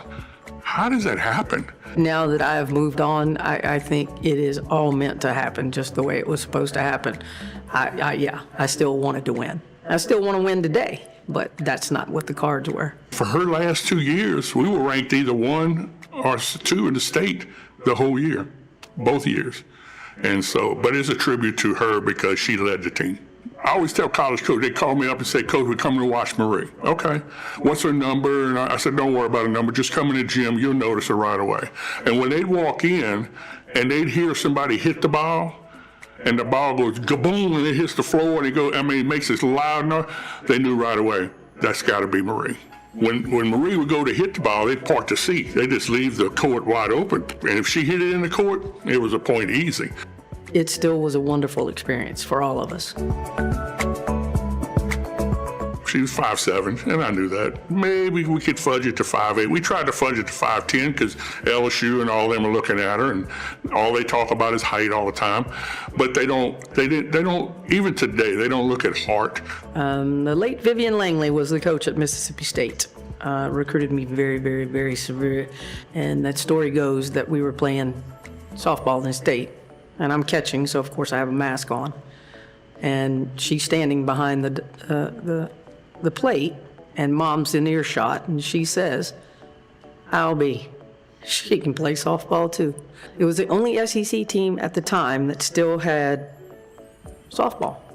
I had pretty much already made up my mind that I was going to LSU. Scott Luster was coaching at Louisville and sent me an invite. Turns out, Ruth Nelson, who recruited me, was later that year let go and terminated, and they hired Scott Luster. So I played for Scott my freshman year after a 90-degree inverted dislocation in my left ankle. I'd worked hard to come back after that ankle injury. So I played my freshman year under Scott Luster. Some of the changes that took place was, again, in high school I was 5'10". Don't know if you know this. Coach D said I was 5'10". When I made it back to LSU, I was 5'7". I was no taller than 5'7". If she was 6 foot, 6'1", she would have hurt people. That's how hard she hit the ball. I mean, she hit the ball harder than anybody I've ever seen.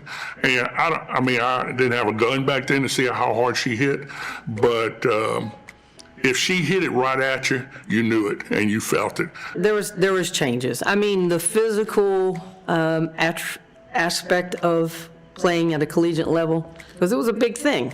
Being 5'7", to play against 6'2", 6'3" players. And so I kind of saw the writing on the wall, but I was brought into the office to say that we're not renewing the scholarship. In fact, we're letting you go. And there were 2 other young ladies from Chicago. They went to Tulane and finished their playing years, and I chose to go to South Alabama. I think at first, I didn't know if it was a great decision. But once that first quarter, I started turning things around. And that is when, for a student athlete who may have struggled a little bit in school, more about not applying myself. Let me make myself clear. It wasn't that I wasn't capable. I did not yet apply myself to make the dean's list. Then I realized I was still doing the right thing. I think I needed to move, away from everybody that I knew. And it wasn't because of athletics, it was academically. I needed to find what was going to make me a successful student athlete, not just an athlete. It was a great Division I opportunity, not as big as the LSU's, but it gave me a sense of family, a close-knit, smaller school.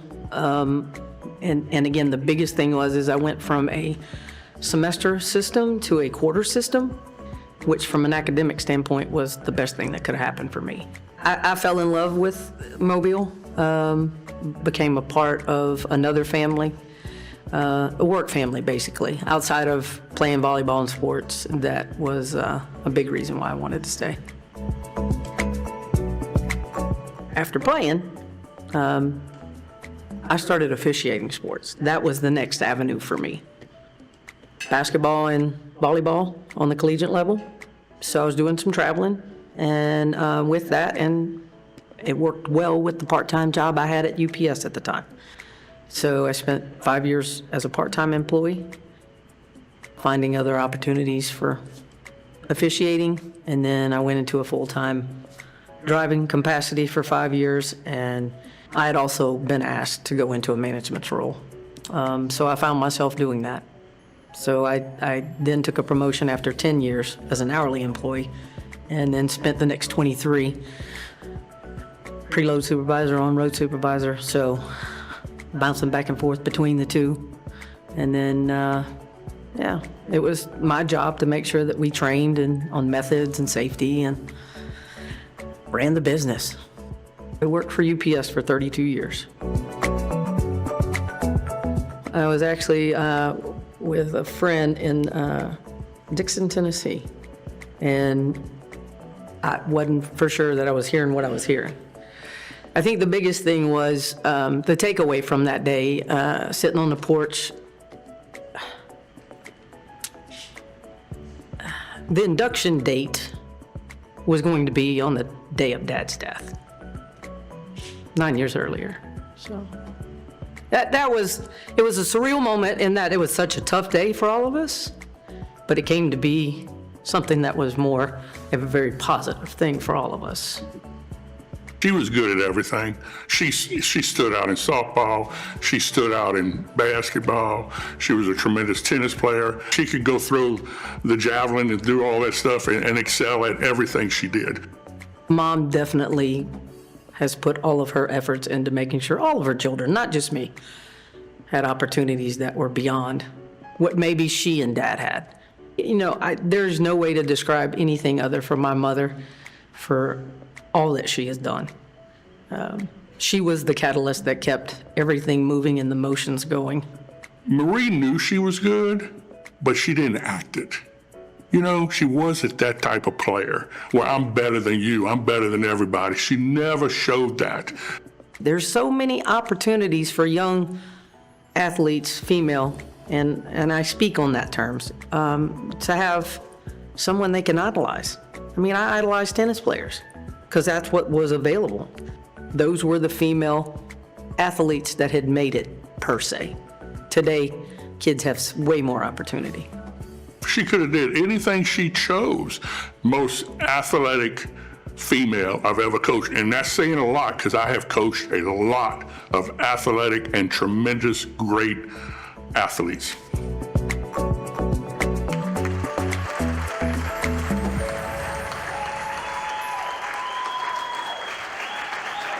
Our final inductee in the 2026 class, Marie Leroy.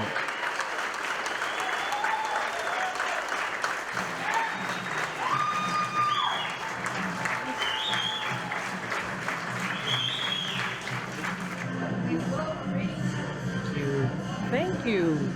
How are you? It's good to see some folks, obviously in the front row, some of the folks in the back. Appreciate y'all. There is no doubt that congratulations, all of the other inductees.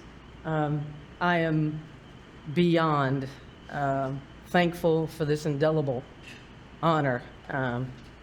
Completely overjoyed. Stan, Tracy, you and I have a thing now, so Stan, you did an awesome job. We actually watched the video, the little snippet video you put out, and I didn't think it was going to be a lot, I thought it would be similar, and yeah, you pretty much stumped me. There was some things here that I chose to write my family notes because talking about them can get me emotional. Like my mom is immensely emotional right now. So she did give me that part. But her and my father put us, all of us, all three children, in a situation where college was available. We were taught to desire the opportunity to go out and be successful. And I think you can see I played sports because I loved it. There was no doubt about it. My brother, who is sitting here, will tell you that he would throw my bicycle down, leave in the garage to keep me from making it to the game up the street in LeConte subdivision. But what he won't tell you is, when I got there 5 minutes after him, and I got picked before him,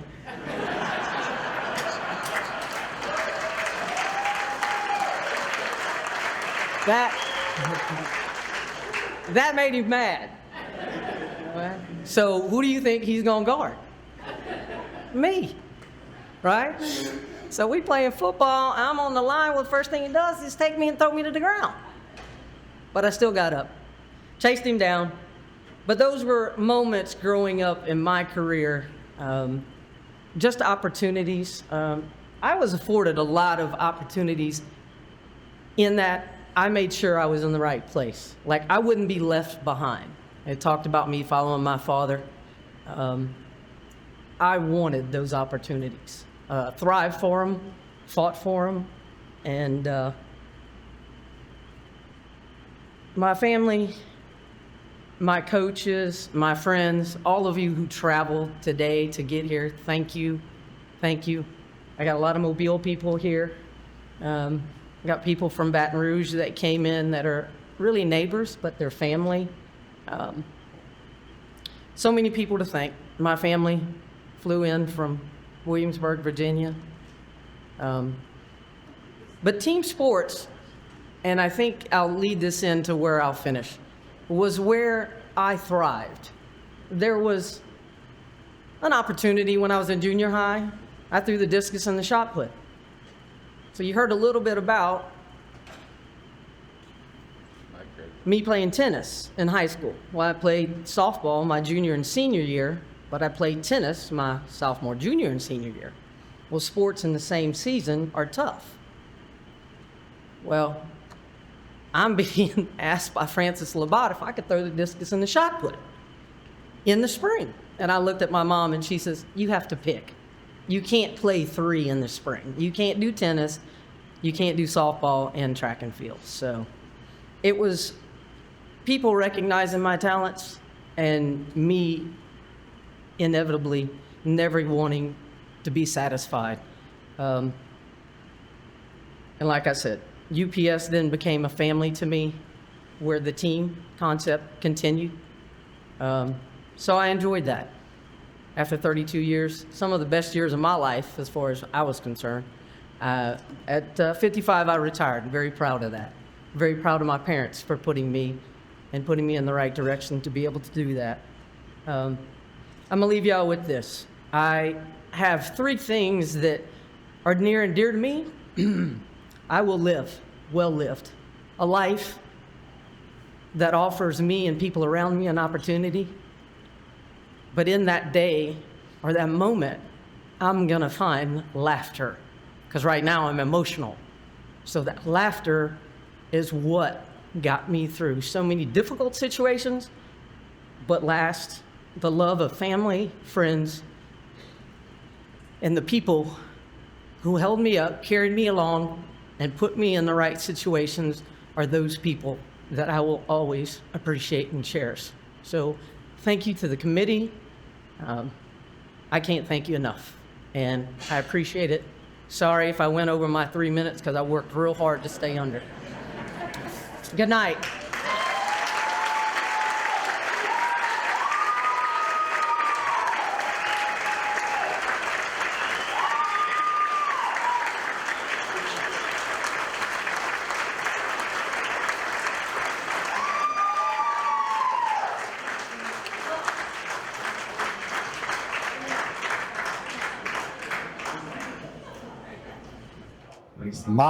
Marie. Marie. I know everybody kind of mixes it up. We were just talking about it, but Hall of Fame.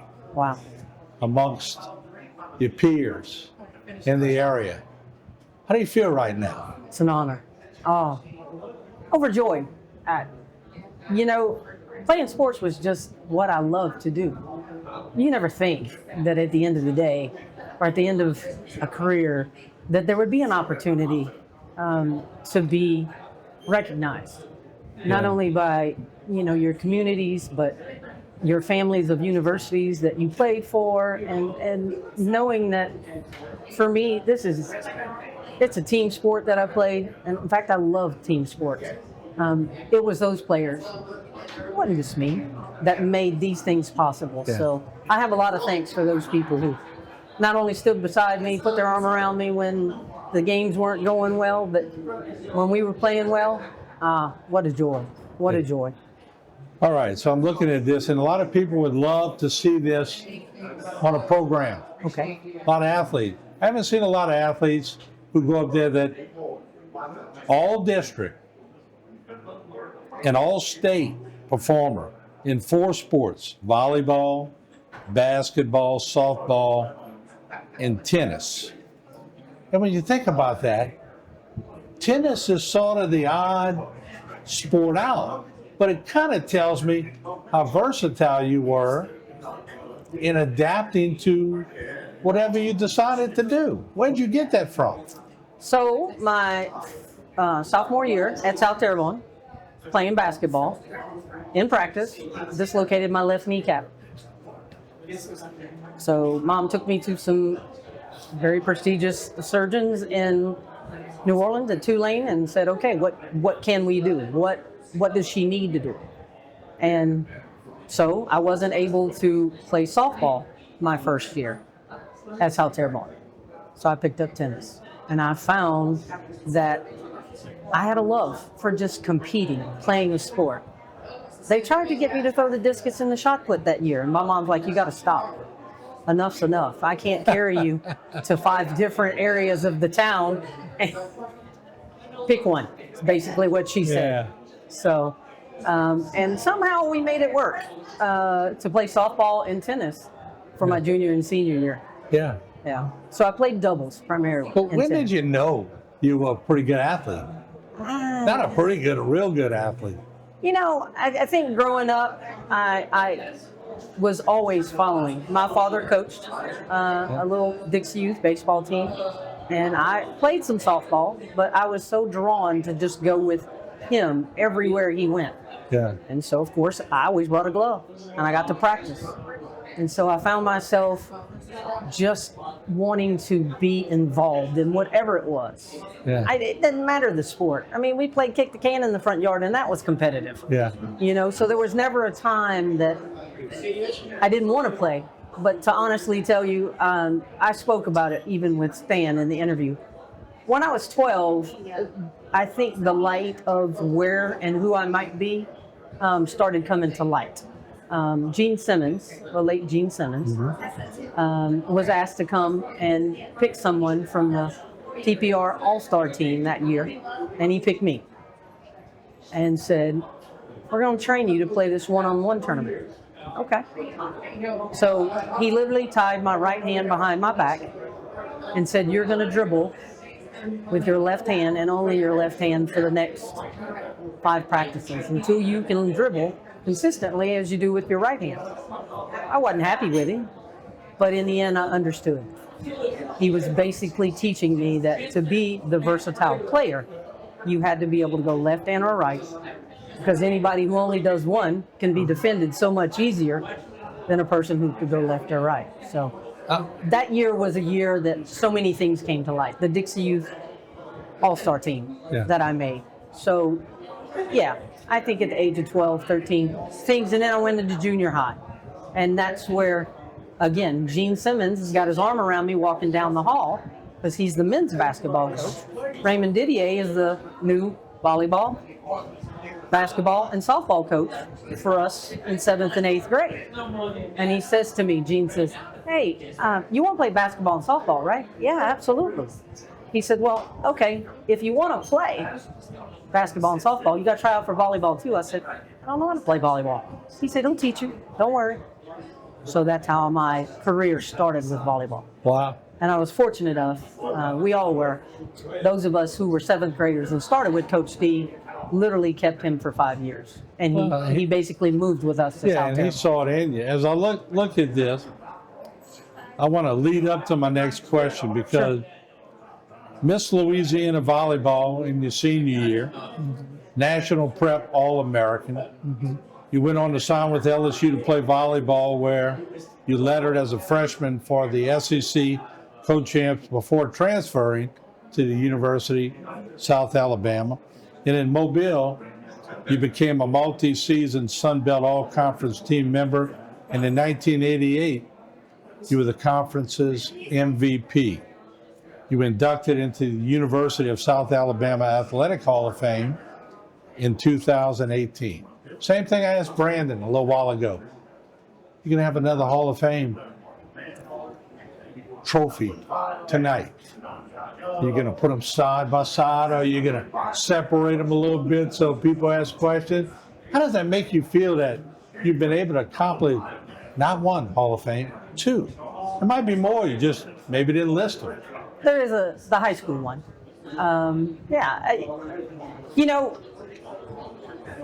Will I separate them? No. They all are one and the same. I think sports in general, and knowing that it mattered not really who I played for. It was the fact that I had the joy of playing sports.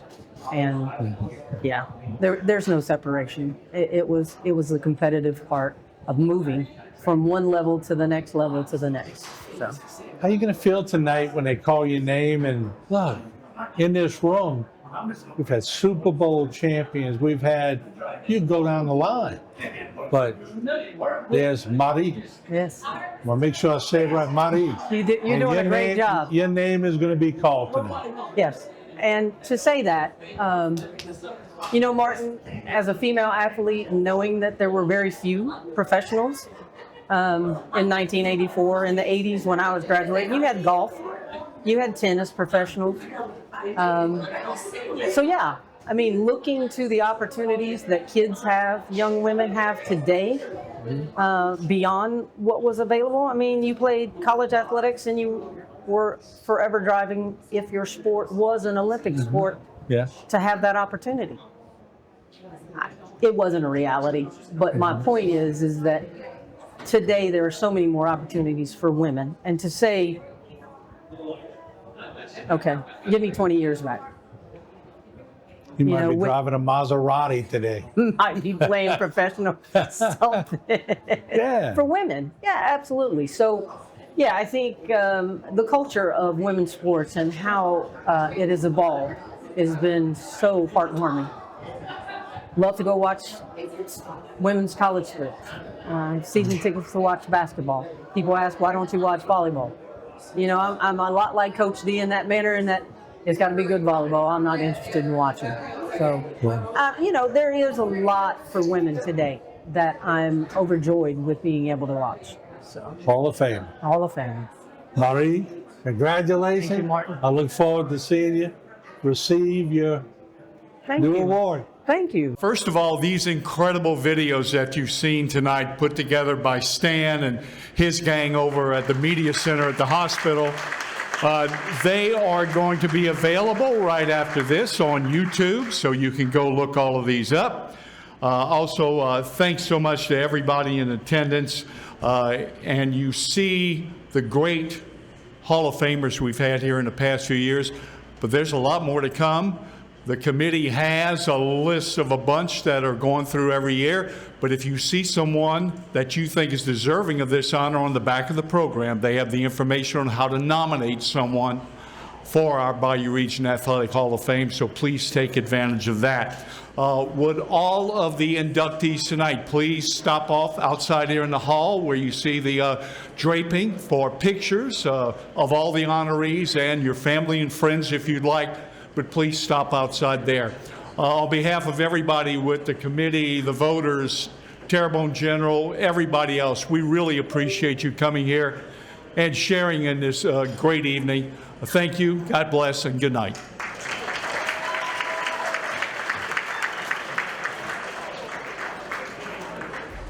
This segment was brought to you by Terrebonne General Health System Community Sports Institute in conjunction with Barker Honda and Barker Kia.